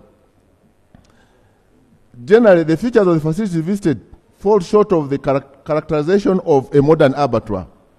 With the exception of the new facility under construction, that's Kentale Ward in Hoima City, nearly all the facilities visited had poor equipment and an infrastructure establishment which is typical of local and traditional slaughter houses with old-fashioned means of operation. A modern abattoir should have at least automated systems such as cold rooms for storage, pulleys for hoisting carcass, reliable water and electricity, as opposed to the manual operations which cause delays and compromise the meat quality. Abattoirs can be a source of zoonotic diseases that diseases transmitted from the animals to the humans and may expose workers to the harmful pathogens. We got recommendations for that. MAIV should develop standard designs for the slaughter facilities at different levels that will also cater for various categories of livestock. 2, the government should construct more slaughterhouses and equip them with necessary facilities. Throughout the oversight visits, majority of the facilities were privately owned, while the few government facilities were under the public-private partnership. The government should also undertake renovations and expansion of the dilapidated slaughterhouses to ensure they comply with the required standards. Also, the government should equip the slaughterhouses with modern equipment for meat holding and processing, handling and processing. This includes equipment for cold storage, hoisting, laboratory, and transportation. They also should provide incentives to abattoir owners to upgrade their infrastructure. The district, municipal, and state authorities should ensure that the tenderers for the slaughterhouses provide for the tenderer to operate and maintain the facility. 7, the government should establish a public health and veterinary laboratory in line with the One Health approach in the slaughterhouses to support slaughterhouses in examining the carcass, organs, testing of drug residues, meat handlers, and other necessary tests. The Minister of Local Government approval of new administrative units, for example, town councils, municipalities, cities, and districts. This should be premised on availability of designated locations for abattoirs and environmentally sensitive enterprises. Now we go to functionality. We looked at utilities. One of them was water. Most of our facilities do not have running tap water. Some are not connected to National Water and Sewage Corporation. Some facilities, such as in Barara, Sinsbara City and Slaughter Abattoir, they had water harvest tanks. Fort Portal facility had reserve water tanks, while others, such as Ginger, had extra water facilities such as overhauls. The rest, such as Masaka Pig Slaughter Space, where Masita Abattoir, depend on water fed using jerry cans. Some of those with connections reported intermittent connection breakdowns, for instance, in Masaka State Abattoir, where the staff reported using jerry cans when the National Water State Corporation water is off. Other facilities, such as Ginger City Abattoir, had been disconnected by National Water due to accumulated areas for water bills. For electricity, the committee noted that out of all facilities visited, about 21% were connected to the national water grid, national power grid. These include Masaka City Abattoir, Mbala City Modern Abattoir, Kibimba City Council Abattoir, Karere City Abattoir, and Ginger. Majority of the facilities were operating without power services because of lack of connection to the power grid, while others, such as Mbali City Abattoir, were disconnected due to unpaid bills. We go to sanitary facilities. The majority of facilities had VIP latrines. Out of the 19 facilities visited, only 9, that's 47%, had VIP latrines. The condition of the latrines, however, was very poor, manifested by lack of water supply, dilapidated structures, smelly, and many lacked demarcation for the male and female staff. Some facilities, such as Hoima City Abattoir, did not have the latrine facility, while others, such as City Abattoir, Karere, and Mukono, had shared facilities with the market vendors. The functionality of the waste management and disposal processes. The facilities visited lacked proper waste disposal systems. By the nature of their operations, slaughterhouses generate a lot of solid and liquid waste, such as rumen, blood, condemned internal organs, among others. This poor disposal poses significant environmental concerns such as pollution, operational hygiene, and sanitary conditions in and around the slaughter facilities. When they went to waste segregation and storage, with the exception of the Mbarara New City Abattoir, nearly all facilities lacked a waste storage management system. What was common in all facilities is that the waste was cast in open spaces, but segregated according to types. For example, Masaka and Mbarara City Abattoirs had segregated space for keeping hooves and cow dung. In Mbarara, the segregated liquid was, for instance, channeled to a fish pond, which was built for the purpose of consuming water from the abattoir, while the excess was channeled to the lagoon. Disposal, only 16% of the facilities visited had drainage systems. Some of the facilities which had drainage system and lagoons to which liquid was disposed included Masaka City Abattoir, Mbarara City Modern Abattoir, Jinja. The pork masters risked in Masaka. The drainage system for the facilities were in poor status. The city abattoir drainage runs into Nakivubo channel, while the drainage system in Masaka, Karerwe, Masindi were stagnant and visibly old to provide appropriate drainage, which causes stenches and pollution. We can go to availability of incinerators and records. Majority of the facilities had no function of incinerators to destroy condemned internal body organs, carcass, and condemned animals unfit for human consumption. Only Ganga Municipal Abattoir, KCCA, and Karera had small incinerators which were visibly less functional and inadequate. Considering the huge traffic of cattle, especially at the city abattoir, the need for modern and functioning incinerator is important for taking care of the condemned animals and inedible carcass. Other facilities such as Iganga, Lira, Mbale destroyed solid waste and condemned parts by burning, causing unnecessary environmental pollution. Go to lagoons.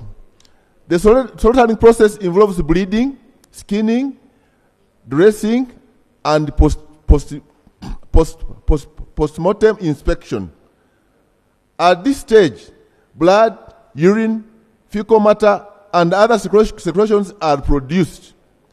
Inadequate sanitary and hygiene conditions can lead to direct meat contamination, but further expose the workers to various diseases and antibiotic-resistant strains of bacteria. Improper waste disposal and non-compliant effluent discharge can further result in water and air pollution and waterborne diseases. Slaughterhouses can therefore impact public health and environmental health. During our oversight, the committee observed that some of the facilities had lagoons into which they disposed the water. That's Lira, Masaka, Mbarara, Masaka Pig Slaughter Facility for Potro, Iganga, and Mkono. Others, such as the city abattoir and the Karerwe, did not have a natural lagoon, hence disposing their liquid into Nakivu Channel and Karerwe swamps respectively. The cases of Karerwe, Masindi, Masaka, Hoima were worse because the drainage had stagnated. The drainage areas were visible, very dirty, and stained with black material. The Masindi abattoir drainage was blocked, therefore all liquid waste had stagnated. The stagnated waste and water emits a bad smell and is also breeding areas for maggots, which were evident and constant presence of the houseflies. What are the recommendations? NEMA should come up with a dedicated standards for waste management for the different levels of slaughterhouses. The second is all the facilities should have functional incinerators for the destruction of both animal and carcass and feed for human consumption. The third is the operators of the slaughterhouses should invest in value addition so that they add value to some of the byproducts like animal hides and skin and then milk. This will facilitate sustainable utilization of slaughterhouse waste, and the challenge of solid and effluent waste management will be managed. This can take the form of processing solid waste, such as cow dung, into farm manure, and others, such as inedible carcass for fish pond, where the blood can commercially be processed into chicken feeds. The fourth, the districts, cities, and municipal authorities should provide information, education, and communication materials to guide the personnel on the do's and don'ts of waste disposal and handling of liquid and solid waste from abattoirs. Last, the NEMA should constantly conduct environmental impact assessments before construction and develop sustainable practices that minimize habitat destruction. Environmental concerns. The committee notes that Section 9 of the NEMA, that's National Environmental Act, Cap 181, stipulates NEMA as the principal agency in Uganda for regulating, monitoring, supervising, and coordinating all the activities relating to environment. Specifically, the establishment of abattoirs is regulated by the authority under Section 113, Schedule 57F of the Act, which provides for the activities and slaughterhouses to undertake an environmental and social impact assessment before commencement of the activities. Therefore, the NEMA has a key role to play in ensuring that abattoirs operate in a healthy environment and that they do not negatively impact the environment. The committee was informed that as at September 2024, 5 minutes, Chair. Only 21 abattoirs in the different locations had conducted and submitted to the abattoirs the assessment for consideration for the decision. The ESIS identify potential significant and environmental and social impact of abattoirs, slaughterhouses, and how these impacts can be mitigated to prevent or minimize harm to the environment. We can go straight to the recommendations.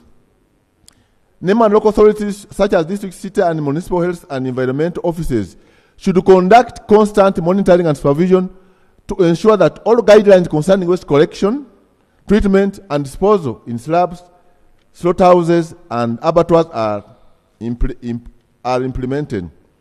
Baseline and continuous environmental and social impact assessments should be a prerequisite for licensing and continued operation of the abattoirs, slaughterhouses. Abattoirs and slaughterhouses should be far away from inhabited places to avoid complaints about noise and smell. They should also be located near to water, electricity, and sewage supply, and also should have adequate partitions between the clean and the dirty sections and far away from pollution, for example, of industries. Availability and the competencies of the human resources. Most of the abattoirs do not have enough human resource. If you go down on that section, in principle, every slaughterhouse must have at least a veterinary inspector and a health official to ensure the protocols of meat production and processing are followed. However, nearly all the slaughterhouses visited had only one veterinary officer, only visits in the morning hours when they are slaughtering, and the same person has to oversee all other facilities in the location. We can go through recommendations. The district local government should recruit veterinary extension staff to facilitate meat inspection services in various local governments. Then MAIF and local governments should provide the requisite training to equip extension workers with knowledge on the risk-based meat inspection that directly has a bearing on production of quality and safe meat and meat products. The availability and compliance to the legal regulation provision, those are many. I think you can read through that. And there are many, but we can go to the section on public health meat rules. Okay, that's the same thing. Traceability. What we discovered, what we noted is that some laws and that would help regulate this sector are outdated. Some of these include the Cattle Trading Act of 1943, the Hides and Skins of 1962, the Animal Diseases of the year 2000. This is worsened by the absence of hides and skin policy and national livestock and livestock products traceability system. The system of robust traceability system complicates the tracking of products and their quality throughout the entire value chain. Consequently, this fails to guarantee the quality, Chair. Transparency. Conclude. The whole report will be captured. I will be captured on the Hansard. Thank you very much, Mr. Speaker. The report was uploaded. I think members will be able to read through it. And I conclude.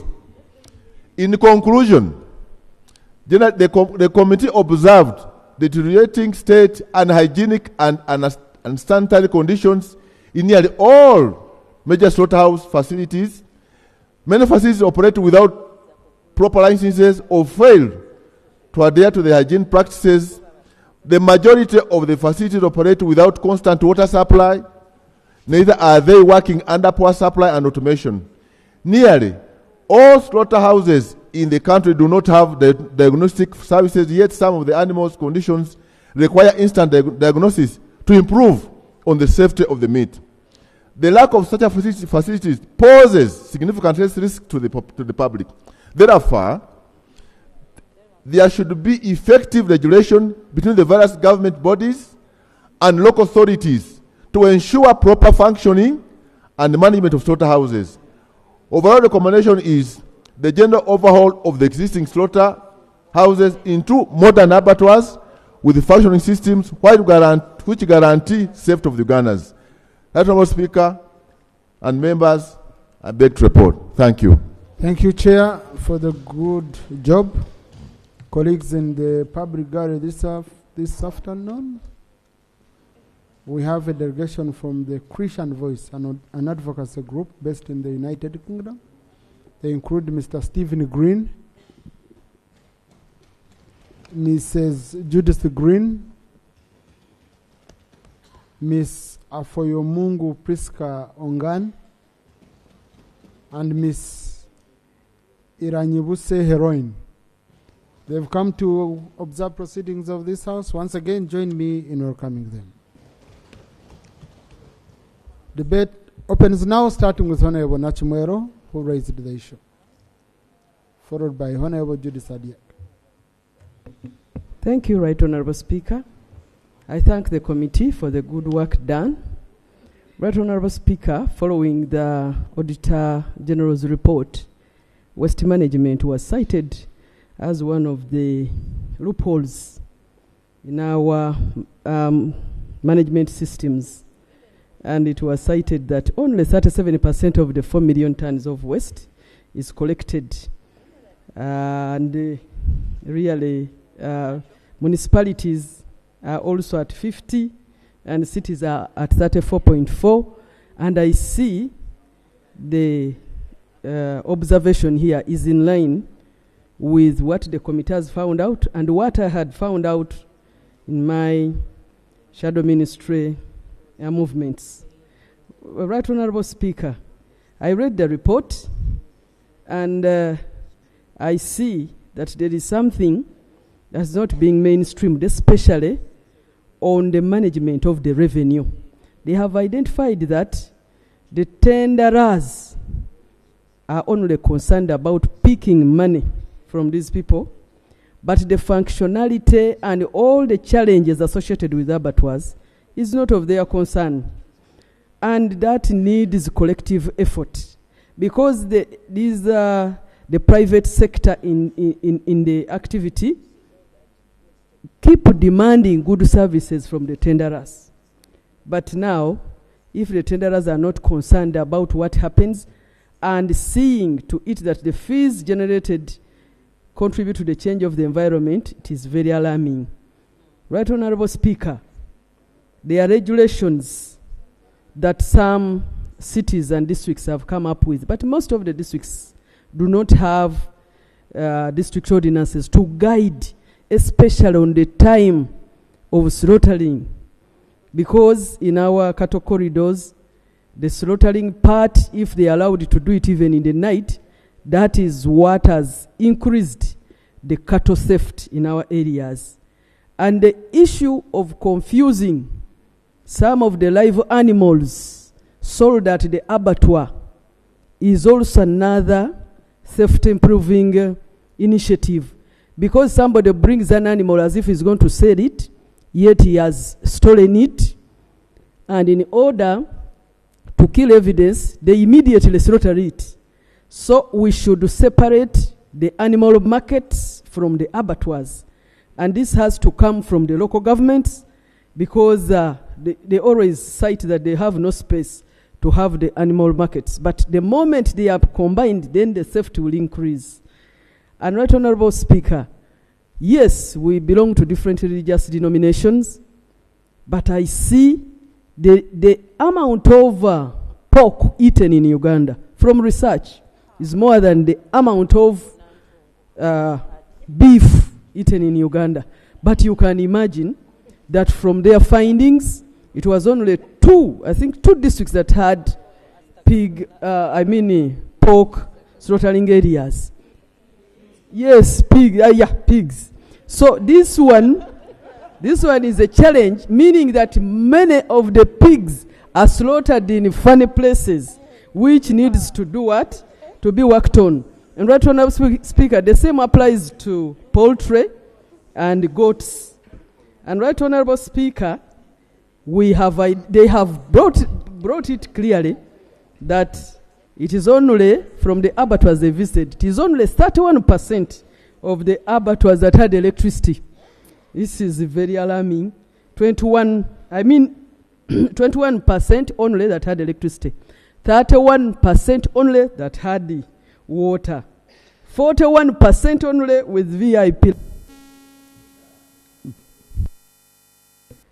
Honorable, I still have a big order paper today. Okay, right. Please conclude. Yeah, I'm trying to conclude. So, the functionality of waste management is almost at zero, because all that they visited didn't have drainage systems, waste segregation points, and clogging of wastewater is a challenge. So, Right Honorable Speaker, I'm very grateful to the committee, but I would request that at least a member who raises such an issue. I come from Chiboga. I have town councils. You would visit at least one town council to appreciate the issue by honorable member. I beg next time to consider such an issue. Thank you. Sure. Really, that's very, very right, Honorable. Honorable Judith Adiek. Honorable colleagues, I'm going to give you 2 minutes so that we can pick. Honorable Judith Adiek, Honorable Wandwasi. I pick Honorable Najuma. I pick Honorable Sewanyana. I pick Mukono, Kampala. I'm going to give as many of you as possible, but let's be quick so that we accommodate many. Okay? Thank you, Right Honorable Speaker, for giving me this opportunity. I want to thank the Honorable Member who presented this report on the status of our abattoirs in the country. This has been a representative sample for all the abattoirs in this country. Right Honorable Speaker, poor hygienic and sanitary conditions of the abattoirs leads to contamination of our meat. Whoever eats meat, just know that all these abattoirs that are existing in Uganda are already in a very sorry state. They have poor hygiene. They are contaminating the meat that is taken to the market. And we have to take stringent rules on how to protect the public Right Honorable Speaker, recently we amended Public Health Act, Cap 281. We have to enforce the law on these abattoirs. We have the law enforcers. We have the public health workers. I don't know whether they are not facilitated. That's why they're not doing their work diligently.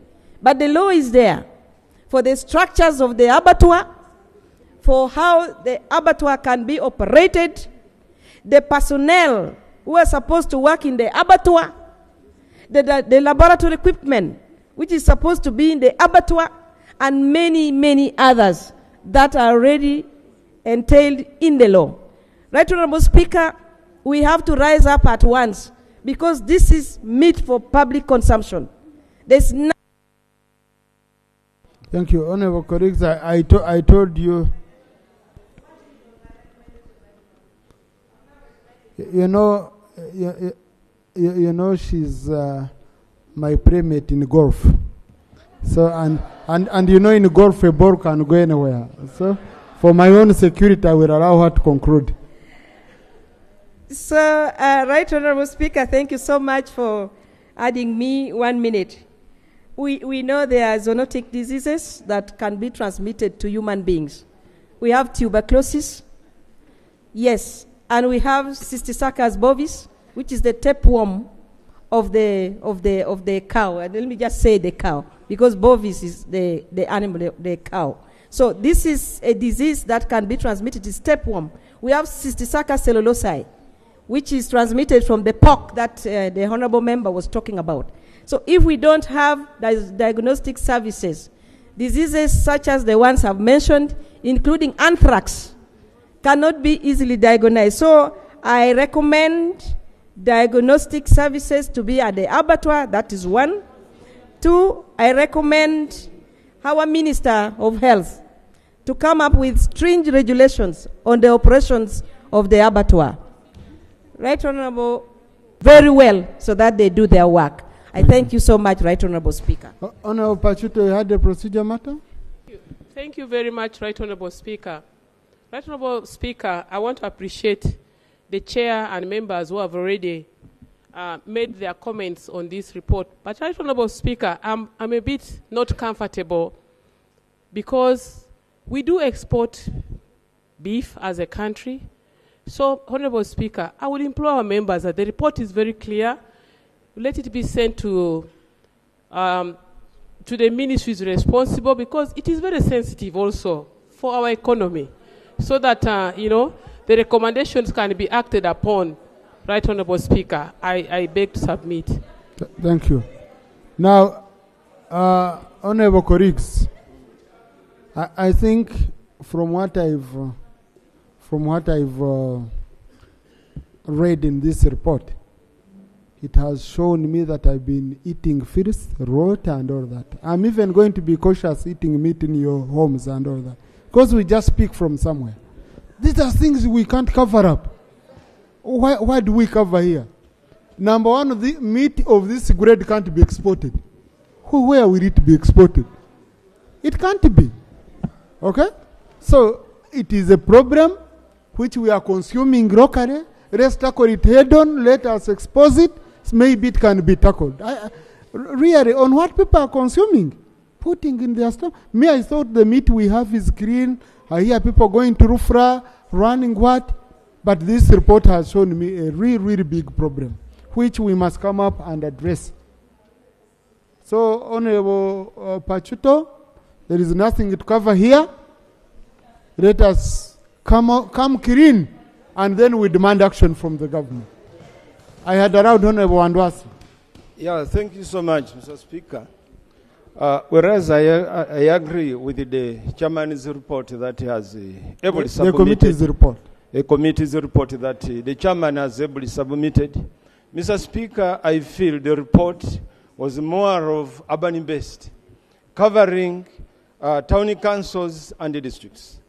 Knowing very well that we have a large community in the rural areas. How I wished, Mr. Speaker, the report should have covered districts, to cover sub-counties, parishes down there, perhaps to advise the district to pass ordinances and then down to the sub-counties to pass bylaws that would... Switch on one. I will allow you on. I had already picked. Kind of switch on. In the villages.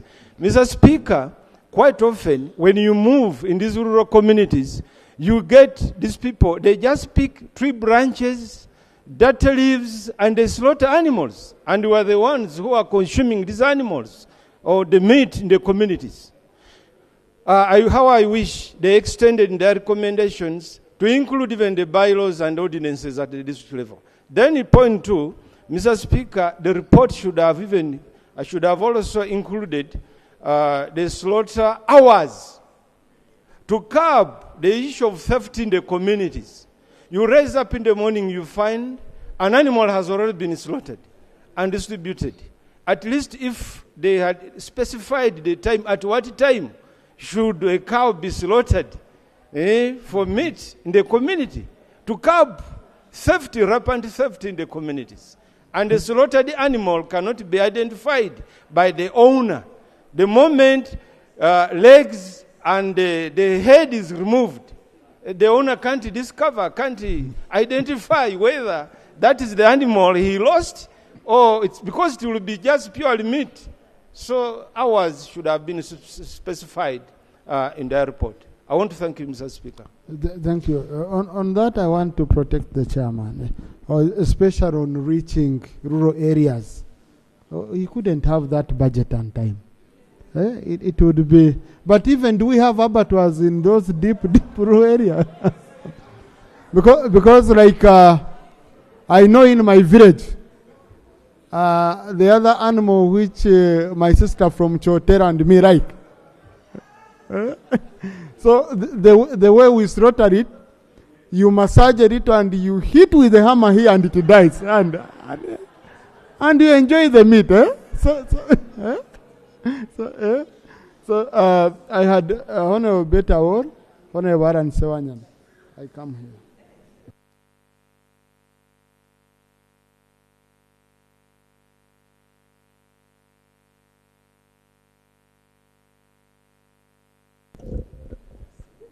Thank you, Right Honorable Speaker.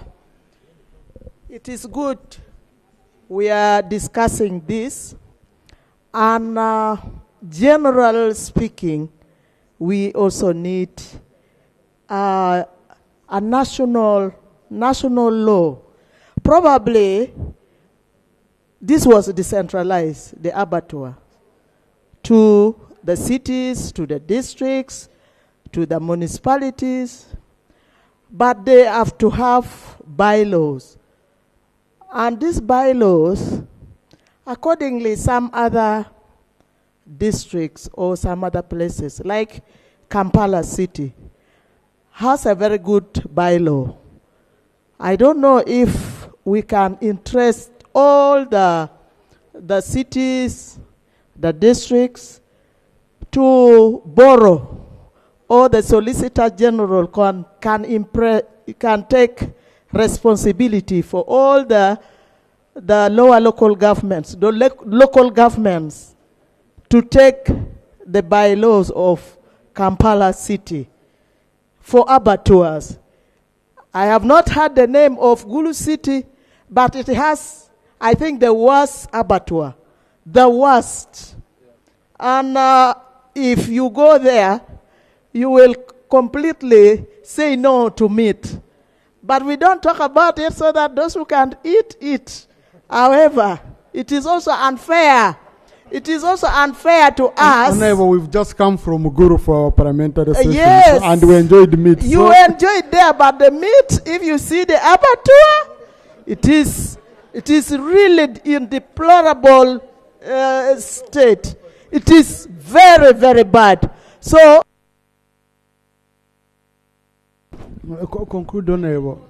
Let's do 2 minutes. Nationally, we can think of a national law to regulate them, but also locally, these people can borrow. Otherwise, we cannot talk about the disease, because with the disease, I think the laws are there.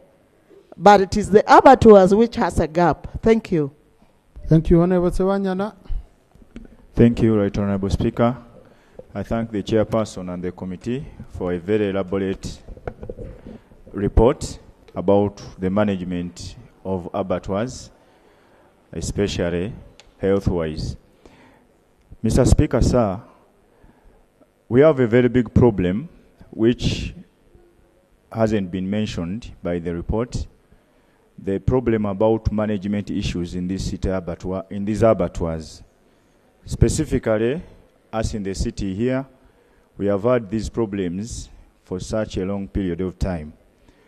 And it is because of these management issues that some problems, like the ones mentioned in the committee report, that come from. Because nobody knows whose responsibility is for some issues, especially one, waste management, and even management of the city abattoir, of the abattoirs here in the city.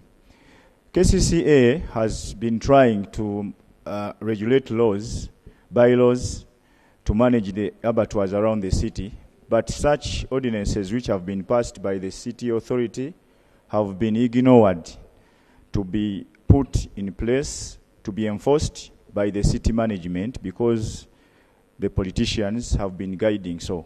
So such problems, Right Honorable Speaker, have led to issues of this health management. But again, we have to thank the current managers of these abattoirs. At least they have tried. These people haven't been getting resources, haven't been getting enough training, as mentioned by the report. But somewhere, somehow, people have been managing to get very good meat, and the people have not been dying because of bad meat from these abattoirs. So at least we have to thank them as we yearn for better, improvement, Mr. Speaker. Thank you. Thank you, sir. I think it's our bodies being resilient. you know, have you seen like these mad people and who are moving around? Do they get stomach problems whatever they eat? So they have resilient stomachs. I think we are just having resilient. Just me do Mukono, then I do Najuma. I still have you guys. Colleagues, I don't know. You want to leave me here? We are still together. For better, for worse. Yes. Thank you, Right Honorable Speaker. I want to thank the committee for having actually visited Mukono. And you saw how pathetic the place was. To me, I want to talk about the laws. One, we should also, before giving a license to these abattoir owners, let us first go and investigate the area and see whether the guidelines or the requirements that are needed for one to have an abattoir in that place are in place and they are followed. That is one. Two, municipal councils and NEMA should do routine checkups to see that the abattoirs are in good conditions. With that, we will prevent all this what we are saying. I thank you for the committee for having visited the area. Thank you, Honorable Najuma. Honorable Najuma.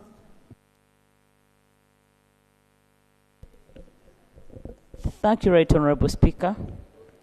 I thank the chairperson for the report and the members on that committee. Honorable Speaker, I have two issues. Some were saying there are no abattoirs up country, but the President commissioned an abattoir in my district on 2nd July 2016, but it's not functioning up to now. So I request the committee to take note on that, to take note on all the abattoirs that are not functioning. Because if they don't meet the standards, then why were they commissioned when they were constructed using taxpayers' money? Then second, what confuses me, Right Honorable Speaker, the meat that goes to the market is already stamped. That also confuses me. Who does the stamping? And how do they do it? They just stamp. Without checking the hygiene, maybe there is corruption tendency within the checkup. So that should also be taken note of. Thank you, Right Honorable Speaker. Thank you. Yes, let me pick our doctor, our veterinary doctor. He first. You are an electrician, Honorable Joel Eku. Joel, you did in electricity, not only cooking. So, Thank you very much, Right Honorable Speaker and colleagues. Dr. Isamat Abraham. Right Honorable Speaker, I want to thank colleagues for the concerns that they have raised as far as this issue of public health and meat hygiene is concerned. In the first case, I want to say that these are case studies that have been done in various parts of Uganda. And in a way, they have informed us what is actually prevailing in our country. It is very important to understand that we are not only discussing about abattoirs, but we're also discussing about slaughter slabs. At district level, most of those places where animals are slaughtered are slaughter slabs. But at a higher level, we have the abattoirs, just like the way we have the city abattoir. But it is very clear that when you move around, conditions are almost the same. So they pose a very big threat to the public health and then even to the environment health. So I have been doing inspection of meat for many years. And someone is asking, how does the stamp come about? The stamp actually comes from the technical person who's a veterinary officer who has done the what? The inspection. Right Honorable Speaker, just like colleagues have shown concern on this particular. No, let's take advantage of the expert advice. There are several aspects that we can discuss as far as animals is concerned. But why, no, are concerns, yes. But why I'm so much interested in this one? It is because of the lack of attention that has not been given to all these places we are talking about. And indeed, when colleagues suggest that let there be a policy that can be adhered to if we are to improve on the standards.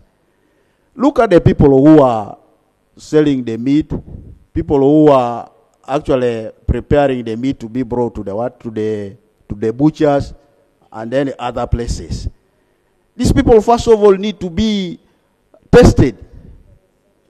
The medical people are supposed to issue certificates, which certificates should be hung in the butchers where the meat is what? Is being sold. Look at the places where the animals themselves are being what? Slaughtered. Have they been qualified by those in authority? In the process of bringing the meat to the places where where it is sold, who are those people bringing the meat? Have they been also tested? The equipment they are using, has it been licensed? Those are all aspects.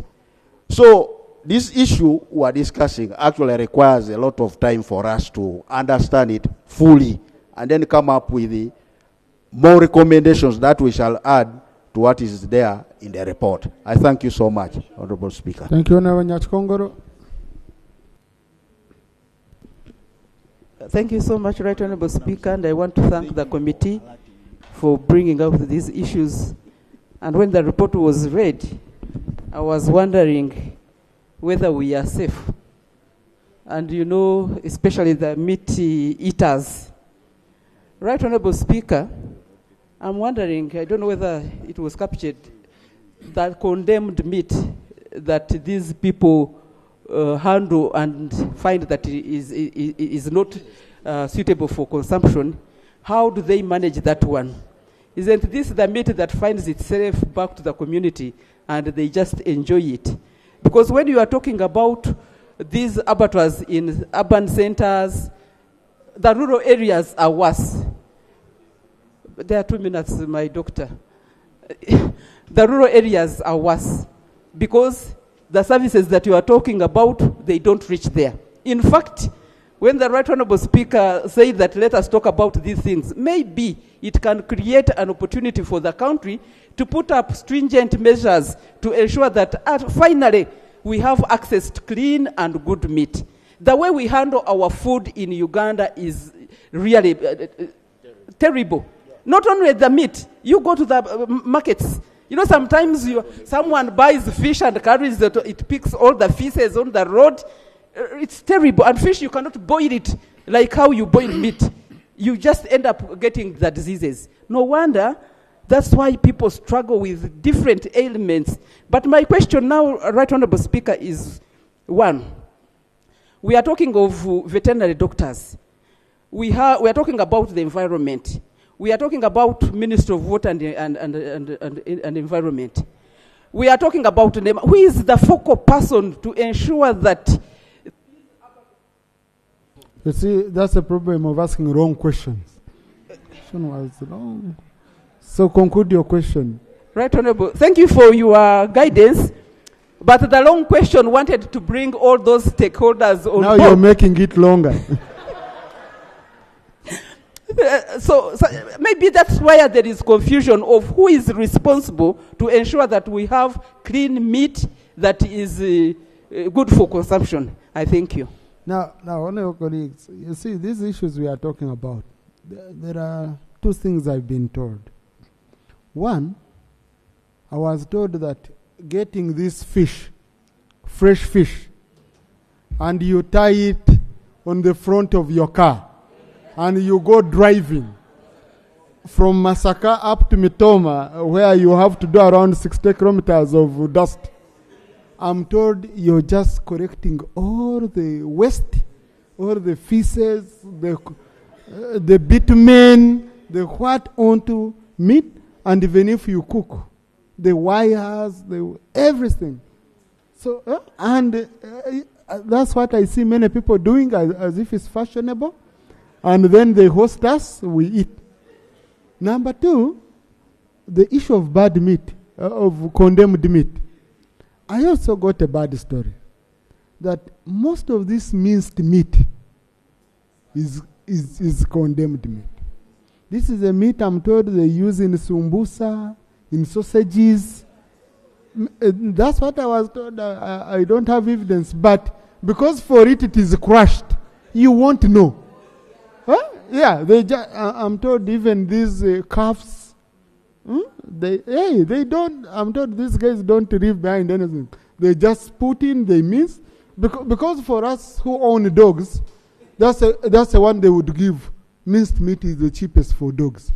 Then these people who go and make sumbusa, who make sausages, that's what they go and use. So because of that, I don't take those sausages and sumbusa and all that. I've shared my the story I had. Engineer. Thank you, Right Honorable Speaker. Right Honorable Speaker, we cannot talk about slaughterhouses without talking about the inputs and outputs. The way these animals are transported is terrible. And this has a negative effect on the welfare, to begin with, of the animal, but also the quality of meat. So it's important that we think about that. We need the proper guidelines on transportation of livestock, but also we need to sensitize the transporters, because some of them are ignorant. One time I stopped them and told them to remove some of the cows when I was still a mayor. And they were so ignorant. They started abusing me. Not until I called the police and they were told to remove all the animals from the car. Then I wanted to know whether we have a legal framework for the pig slaughterhouses. If we don't, then we need perhaps to formulate one and also enforce it. Then the other one is on the standards. We have UNBS that is in charge of enforcing standards. We don't know whether it does its role. Those are the few areas that I want the committee to handle. Thank you, Narima. Ben Mbari. Thank you so much, Mr. Speaker. Mr. Speaker, as we handle this matter, we should look at the different categories of problems involved, much as we are now looking at the end supply of the matter of slaughterhouses and abattoirs. When you look at the committee findings, first of all, the information I wanted to bring out, that as someone who has been in local government for over 15 years before I could come here, it already represents what even the sub-counties are going through, what the town councils are going through. But I wanted to bring to the fact that as we recommend that the local governments should be able to supervise or inspect daily, it's not possible when we don't have any veterinary services, or when we don't have veterinary extension workers in these local governments. Ministry of Finance cannot get funds to ensure that these people are there. At least in our public service and local government committee, we've found out several times. The fact that we don't have staff to do for us this inspection, we shall continue saying this. And also, Right Honorable Speaker, some time back we talked about the matter of ensuring that at least utilities, their funds should be conditioned as they are sent to local governments. It gets back here that if we don't have water, running water, that is supposed to be provided for a given abattoir, and yet that abattoir is a government facility, it's problematic. And that reflects at times why even hospitals, why even an area like Mulago can have no electricity and can have no water. So it's high time we looked further into these matters and said, where are the critical problems? And we answered it. I thank you. Thank you very much, Right Honorable Speaker. Before I do comment on the report, I want to take this opportunity to thank you very much for your recent visit to Mbale City, the industrial park, and it's been a few weeks since your visit, and I can confirm that there has been progress of your visit, because the welfare of most of our people working there has slightly improved, and one of the bridges that connects the community to the industrial park, I can confirm that it was constructed. The Chinese have constructed it. And the community now has access to the park, mainly the employees who are working around the industrial park. So thank you very much, Right Honorable Speaker. About the report, I want to thank the chairperson and the entire committee for the very good report. But one of the issues that you've noted concerns the land being prone to land grabbers, specifically in Mbale City. When you look at the land in Mbale, it's not fenced, they do not have a title. And I expected one of your recommendations is maybe for government to fast track, government to find ways of titling and fencing off this land, protecting it from the land grabbers. So I think this should be one of the key things, because when you look at one of the pictures, you've actually shown one of the dogs killed a goat, and if our people are not good, were not good, then probably they would have sold that meat to us, to the people. So once we fence off this facility, it will prevent such scenarios, such circumstances, where even dogs have access to the slaughterhouse, which is quite dangerous to the community. Secondly, it concerns the electricity that was cut off, mainly in Mbale. I think we need to come up with a permanent solution. When you look at most of the government facilities, even the central markets and other facilities, they are facing challenges to do with electricity. Now that Umeme is being taken over, in conclusion, now that Umeme is taking over, I think government needs to come up with a proper plan on how to subsidize mainly electricity and water now for most of these facilities to enable them continue running effectively. Thank you very much, Right Honorable Speaker. Thank you. Colleagues, Honorable Masaba and its colleagues from Bugisu hosted me when I Wanda Richard here, the chairman Bugisu Parliamentary Forum. They hosted me for 2 days in Mbari, and we did great work where we went beyond my duty as a deputy speaker, but engaged the proprietors of Mbari Industrial Park, and we had a lot of problems. And I think by the time we left, we had solved like 90%. we found the community where I think the workers were using around 4,000 on transport. 4,000? Nearly 4,000 every day on transport from the park, from their homes to the park and back. And yet, these people could construct a small bridge and a gate that could connect only 400 meters to the city. It had been a bone of contention, so we managed to engage with the proprietor, and like he has said, now it has been constructed. I received many messages from the young people in Mbari. They also wanted a showroom because the products are manufactured in Mbari, but the people come to buy them in Kampala. And Mr. Zhang has briefed me, he's going to put up, I think they've already started. It's under construction. He's going to put up a showroom for all products to have a showroom in Mbari so that the community can benefit. The other issue was the youth wanted to have a workshop. Let's say you have brought all these investors, but us young people who have our own small businesses, but we don't have anyone to help. And when we engaged with him, he agreed to build for them a workshop on 1 acre, equip it for free, and they just use it. And also on the facilitation, yes? Thank you, Right Honorable. On the issue of the skilling center, I want to confirm it's almost complete as well because he has been very fast. It's about 1,000 square acre to teach the youth to the practical skills and all that, and they promised to equip. Thank you very much, Right Honorable. Thank you. So Honorable colleagues, you can see as long as you're not going to bring me meat from the abattoir, you can host me in your areas, and we discuss. And but where we are able to intervene, we go in and we intervene as using our positions for the betterment of our community. And I want to thank you, MPs from Bugisu. It was a great 2 days in Bugisu. Thank you, Chairman of Bugisu Parliamentary Forum. Yes, Honorable Cooper. Thank you, Right Honorable Speaker, for the wonderful work that you did there. Right Honorable Speaker, listening to the chairman read the report, I kept wondering whether we have abattoirs in Uganda or we just have slaughterhouses or slaughter slabs. Honorable Speaker, it's a big problem.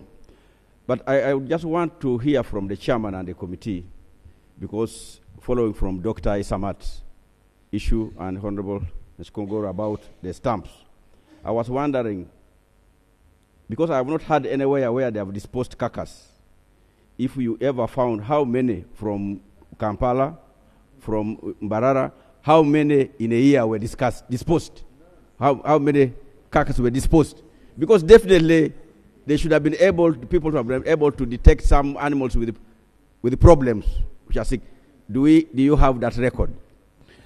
Two, I don't know of any slaughterhouse in Uganda that has the slaughter machines, because we always see people just struggle with the animals, put them down, and slaughter. Do we have slaughter machines in any of these abattoirs here?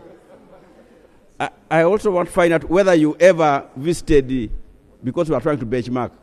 Maybe the only place could be quality cuts. I don't know whether you visited quality cuts here to really find out whether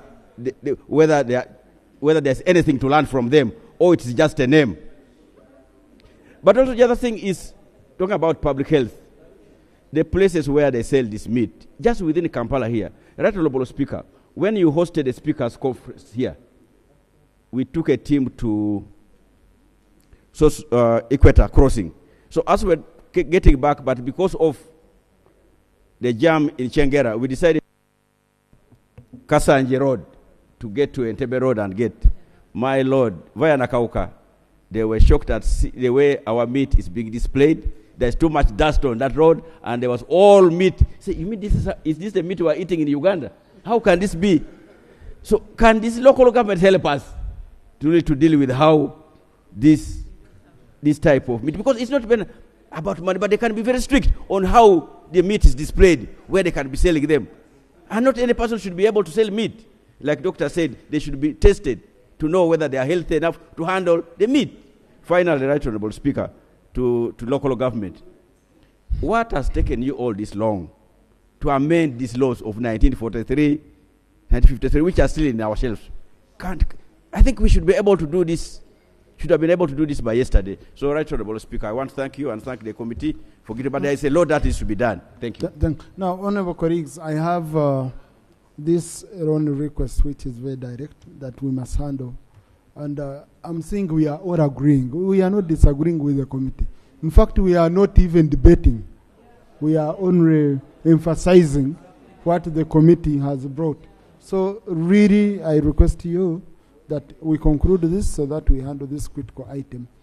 I think I should start with the ministers before. Minister for Health, then Minister for Local Government. These abattoirs fall under local governments. Thank you very much, Right Honourable Speaker. Indeed, the issue cuts across about 3 or 4 ministries: MAIF, Ministry of Agriculture, Animal Industry and Fisheries, and Ministry of Local Government. You will recall, Right Honourable Speaker, that recently we had issues, I think it was last year with Kenya, over aflatoxins in our food. We really need our extension workers to be reaching out to the communities and telling them, teaching them post-harvest handling. But in this matter, I also want to emphasize that I've been to butchers, like you pass by a butcher and there's too many flies. It's not only where they slaughter from, but even where they are selling from. And I didn't see this one coming out. You pass at a butcher and a swarm of flies are around the meat you are going to buy. So clearly we need to work together with local governments and MAIF, because even the Public Health Act, the Public Health Law, states that these animals should be slaughtered in very clean environments. But also the way they are transported. I want to agree with my Honourable Balimwezo that even the way they are transported is insane. These animals have rights, by the way. I saw one veterinary officer, I think he had a gun and pulled it at people who were transporting cows, tying their horns, and legs are out, and they were really suffering. We need also to talk to transporters. It's an issue that cuts across. This one now we go to Works, Ministry of Works. They are in charge of transport. Somebody should not take cows just like that. No, Minister. By the time... just to save time here, okay? Would it be proper that this report will refer it, I don't know, you can guide me better, you can guide us better, whether we should refer it to the Minister for Agriculture to have an interministry, to coordinate other ministries, okay? Dr. Isamat, who is responsible? Because you are in charge in your district, okay? Which ministry should be responsible for this directive? It is Ministry of Agriculture. Ministry of Agriculture. So let's not waste any more time on this. Let's agree. We refer this. No. Because you see, it's beyond abattoirs. Because even at abattoirs, there are veterinary officers who should be there. Then the licensing process, okay? The licensing process, or is under MAIF. But what we are saying is simple, that it cuts across ministries. So we can get a focal minister, Honourable Minister for Local Government. You think it should be, we'll fight local government, or agriculture can handle it better?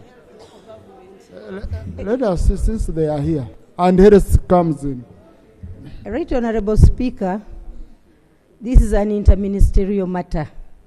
This is where local government has a mandate, this is where health has, and veterinary. At the district level, the district veterinary officer is the focal person in charge.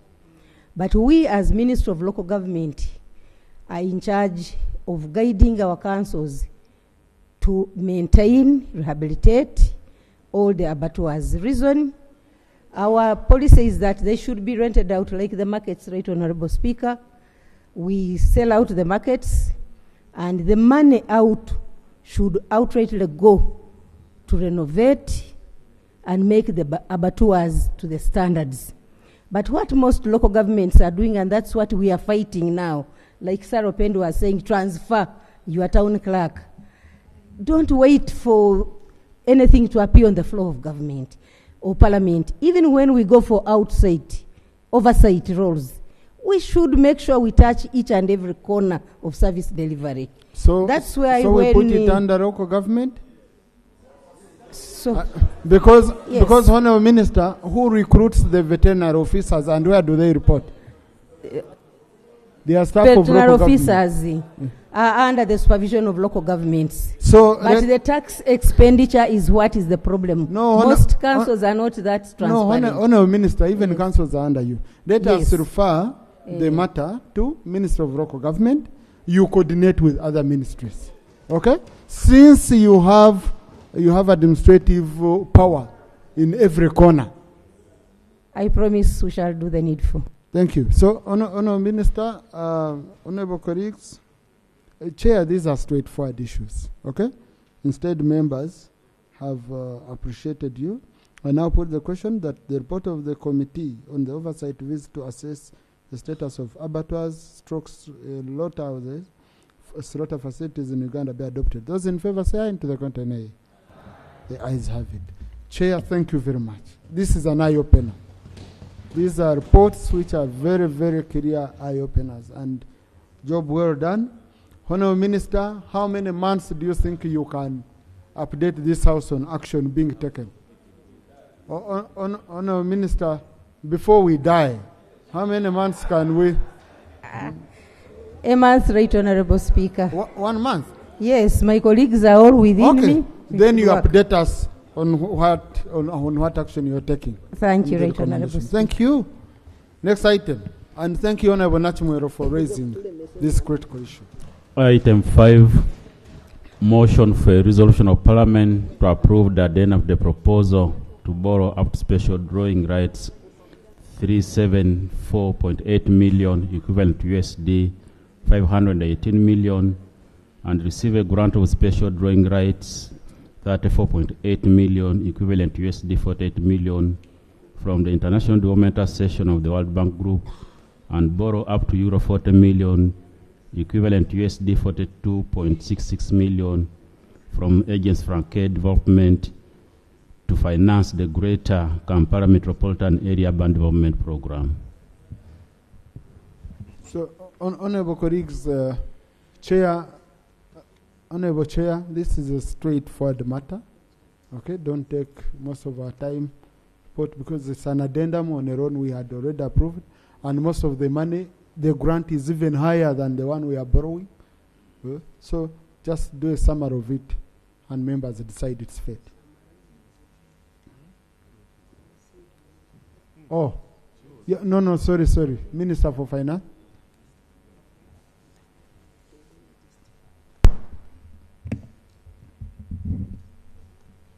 Thank you, Mr. Speaker. Mr. Speaker, in line with Article 159 of the Constitution of the Republic of Uganda and Sections 36 and 39 of the Public Finance Management Act 2015 and Rule 155 of the Parliamentary Rules of Procedure, I beg to move a motion for a resolution of Parliament to approve the addendum to government to borrow up to special drawing rights 374.8 million, an equivalent of $518 million, and receive a grant of special drawing rights 34.8 million, an equivalent of $48 million from the International Development Association of the World Bank Group, and borrow up to Euro 40 million, an equivalent of US dollars 42.66 million from AFD to finance the Greater Kampala Metropolitan Area Urban Development Program. I beg to move, Right Honorable Speaker. The motion is seconded.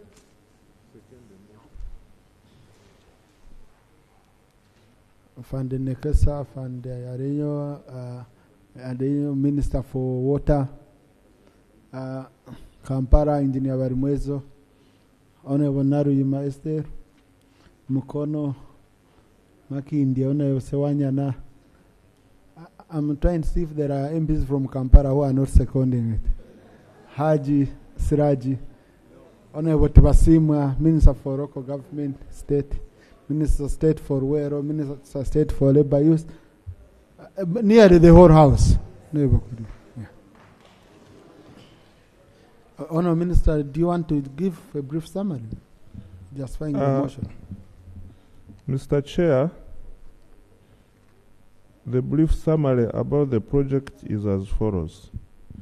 The objectives and the benefits of the project. 1. The program design is intended to strengthen the capacity of the Ministry of Kampala City and Metropolitan Affairs, KCCA, and 8 Greater Kampala Metropolitan Area local governments to deliver coordinated and programmatic infrastructure and services to make Greater Kampala Metropolitan Area an engine of transformation and driver of Uganda's economy. 2. The program will contribute to the National Development Plan 4 and the Greater Kampala Metropolitan Area Economic Development Strategy of 2022 to 2030 that provides framework for strategic and prioritized engagements to address identified challenges in the GKMA. Specifically, the Greater Kampala Metropolitan Area Strategy highlights objectives: 1. Competitive economic infrastructure.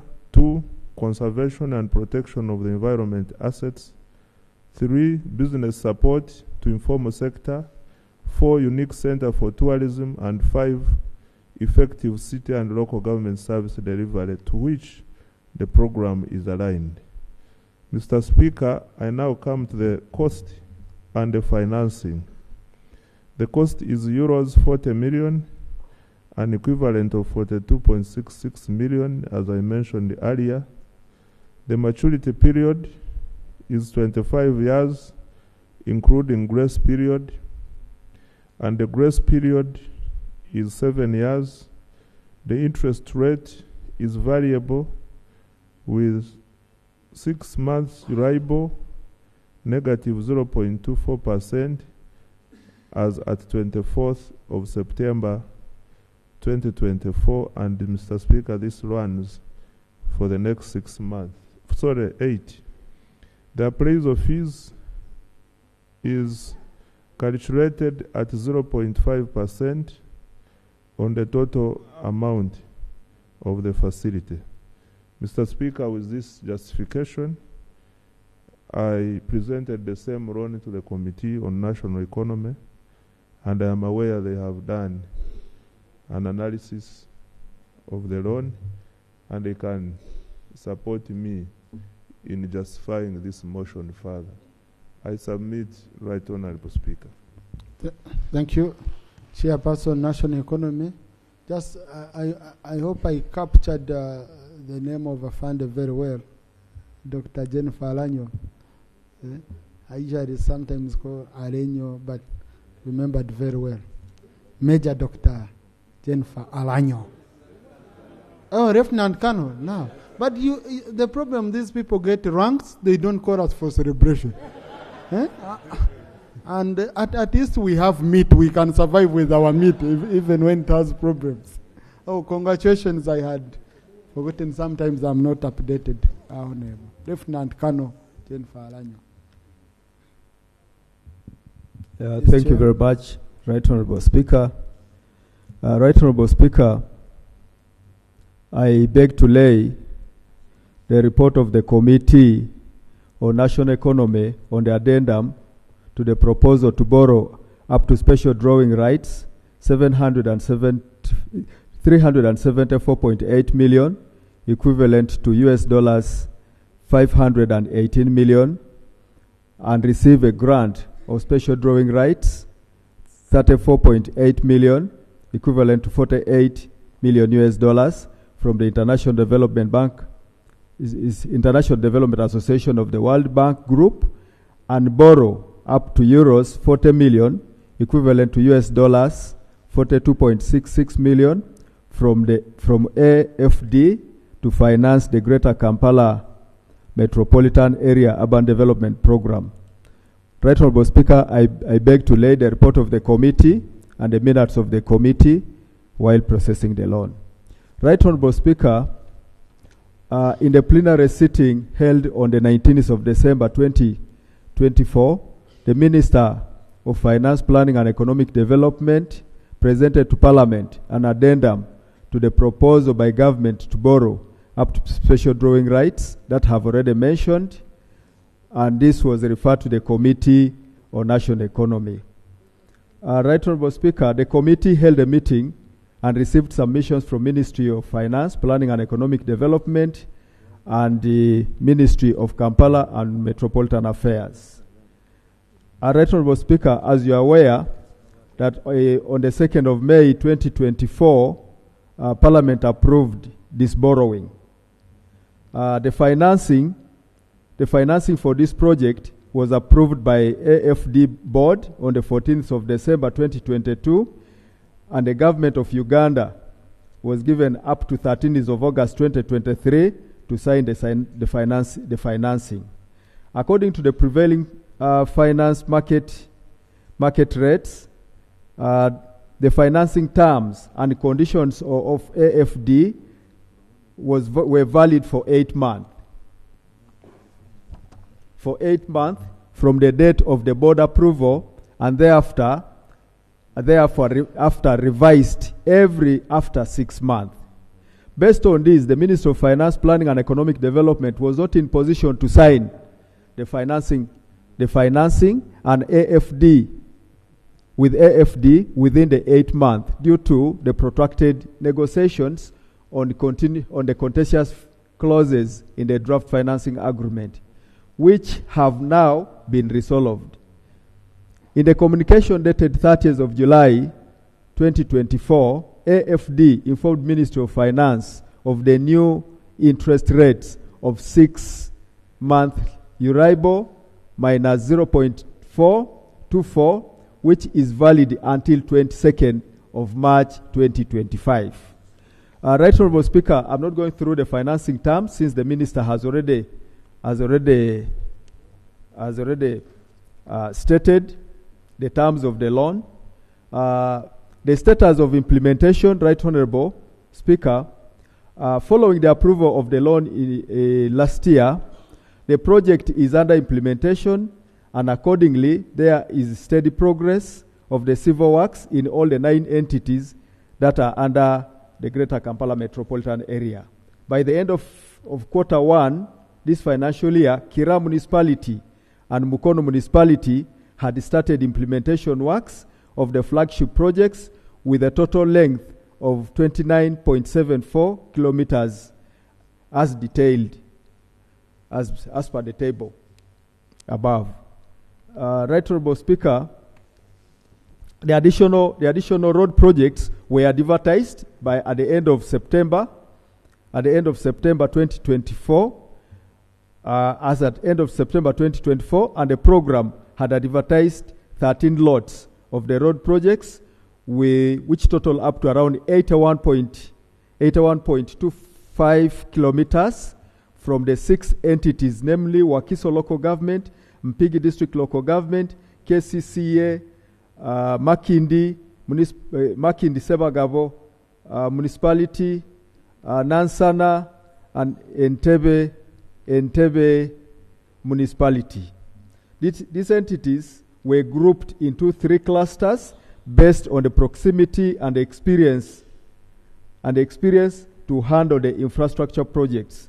The details of this cluster are as indicated below.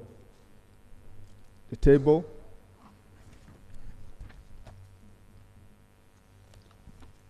Right Honorable Speaker, the committee, during the interaction with Ministry of Greater Kampala and Metropolitan Affairs, informed the committee that the consultancy services for the civil works and environmental and social safeguard supervision to these projects had already been advertised and already put in place. The committee observations. Right Honorable Speaker, the committee made an observation that based on the market, the committee noted that the interest rates of most multinational lenders keep fluctuating. The committee further notes that a lot of time in the loan approval process is lost before it comes to Parliament, as required by law. Further delays occur during negotiations between Ministry of Finance and the lender. The committee recommends that Ministry of Finance, Planning and Economic Development should always fast-track the loan acquisition process to avoid the ever-changing interest rates. Inconvenience in the city. The committee notes that the ongoing works in and around Kampala has increased inconvenience in terms of heavy traffic, especially during the rush hours. Dust to both road users and roadside businesses. The Ministry of Kampala acknowledges that acknowledges the inconvenience and requests the general public to deal with them since Kampala City is now a construction site. The committee urges the Ministry of Kampala and Metropolitan Affairs to appeal to the contractors to ensure application of water during the day to limit dust, maximize the use of nighttime and weekend schedules in order to minimize inconveniences while maintaining timely delivery of the project. In conclusion, Right Honorable Speaker, following the justification for the revision of the interest rate, the committee recommends that US dollars 518 million from the International Development Association of the World Bank and the 40 million euros equivalent to 42.66 million from AFD to finance the Greater Kampala Metropolitan Area Urban Development Project at a revised interest rate of 6-month Euribor minus 0.24 be approved by this August House. I beg to move. Right Honorable. Thank you, Honorable colleague. This is an addendum. We had already approved the loan. Yeah. I now put the question. Rope. Honorable Speaker, I know you have said this is straightforward. It's more of a caution. I am a member of Parliament from Kampala. This should excite me. But I really would be interested in seeing government having its hands on these projects. We have a lot of project delays. Many times, and I'll give an example. Towards the end of 2023, as I was wrapping up my tour of duty as COSASE chair, I tabled a report here on behalf of COSASE when we interrogated the workings of KCCA. One of our findings was inflating the costs of construction per kilometer. And that's a report that we unanimously adopted.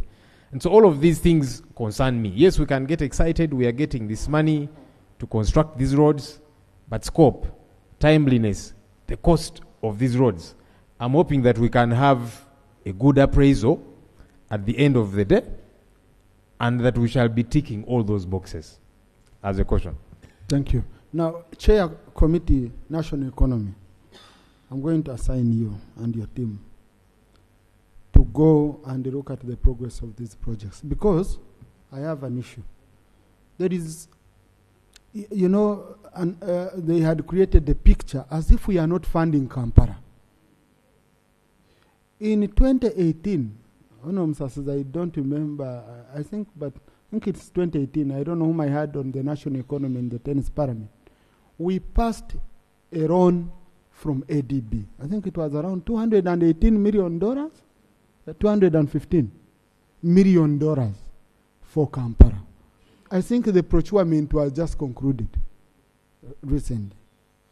Yes, you were the mayor at that time. You even hosted us when we were moving around. Yes, Right Honorable, you approved a loan of 288 million. It included the buses. 288 million. You get it? And million US dollars, and we are about 50 eco-friendly buses. Government was supposed to commit 11 million US dollars, which it didn't. So the project is ongoing. The challenge is that they put it in lots, and one lot had about 6 roads, and the contractor has no capacity. So there are delays in delivery of such projects. Yeah, thank you. Old Portobello is one of them, Spring Road, and that's in one lot. So the projects are ongoing but very slow. Thank you. Now, I'm raising this because I remember at that time we moved around the whole of Kampala, up to Runguja, Munyonyo, Portobello, everywhere, Ntinda. Now, first look at that, over $200 million. Now, this is close to around, this is over $600 million. Okay? So, that's why at the burial of the mother of the acting head of KCCA, I told the road mayor that we have given you close to 3 trillion. Yes, 3 trillion. When you add up that money, 3 trillion. Yeah? No, since 2018. But you see, the problem is, I was coming to what the ROP has said, is the implementation. The loan of 2018, if you go and you check on the implementation, when we are being bastardized every day that we have not given money to Kampala, you feel really a lot of pain. I hope the new leadership in Kampala looks at this issue. The fight for tenders has to stop. That business of tenderpreneurs coming and fighting up to for how long and blocking tenders, going everywhere, has to stop. They start implementing. We can't have over 3 trillion being given, and we are trashed on the road that UMPs are not appropriating money to do infrastructure in Kampala. So some of us feel pain. So, Rob, I totally agree with you. Committee on National Economy, kindly go to the field. Go to the field, number one, because I know these other accountability committees are going to be busy now. You look at the physical progress of the works done. Then those ones where they've not even finished procurement and all that, you tell us. And they should answer questions as to why they cannot complete procurement since 2018 on some of this money. Okay? Then we wash our hands clean before the public as if Parliament, you MPs from Kampala, you're being accused as if you've not lobbied for Kampala. Okay? But you've done your part here. Government are choosing. This really needs to stop. I now put the question that the motion to approve the addendum to the proposal to borrow up to special drawing rights, SDR 374.8 million, equivalent to USD 518 million, and receive a grant of special drawing rights, SDR 34.8 million, equivalent to USD 48 million from the International Development Association of the World Bank Group, and borrow up to Euro 40 million, equivalent to USD 42.66 million, be adopted, be approved. Just let me, no, allow me to read, because here the notes I have here are not complete. So just let me read straight again. I now put a question.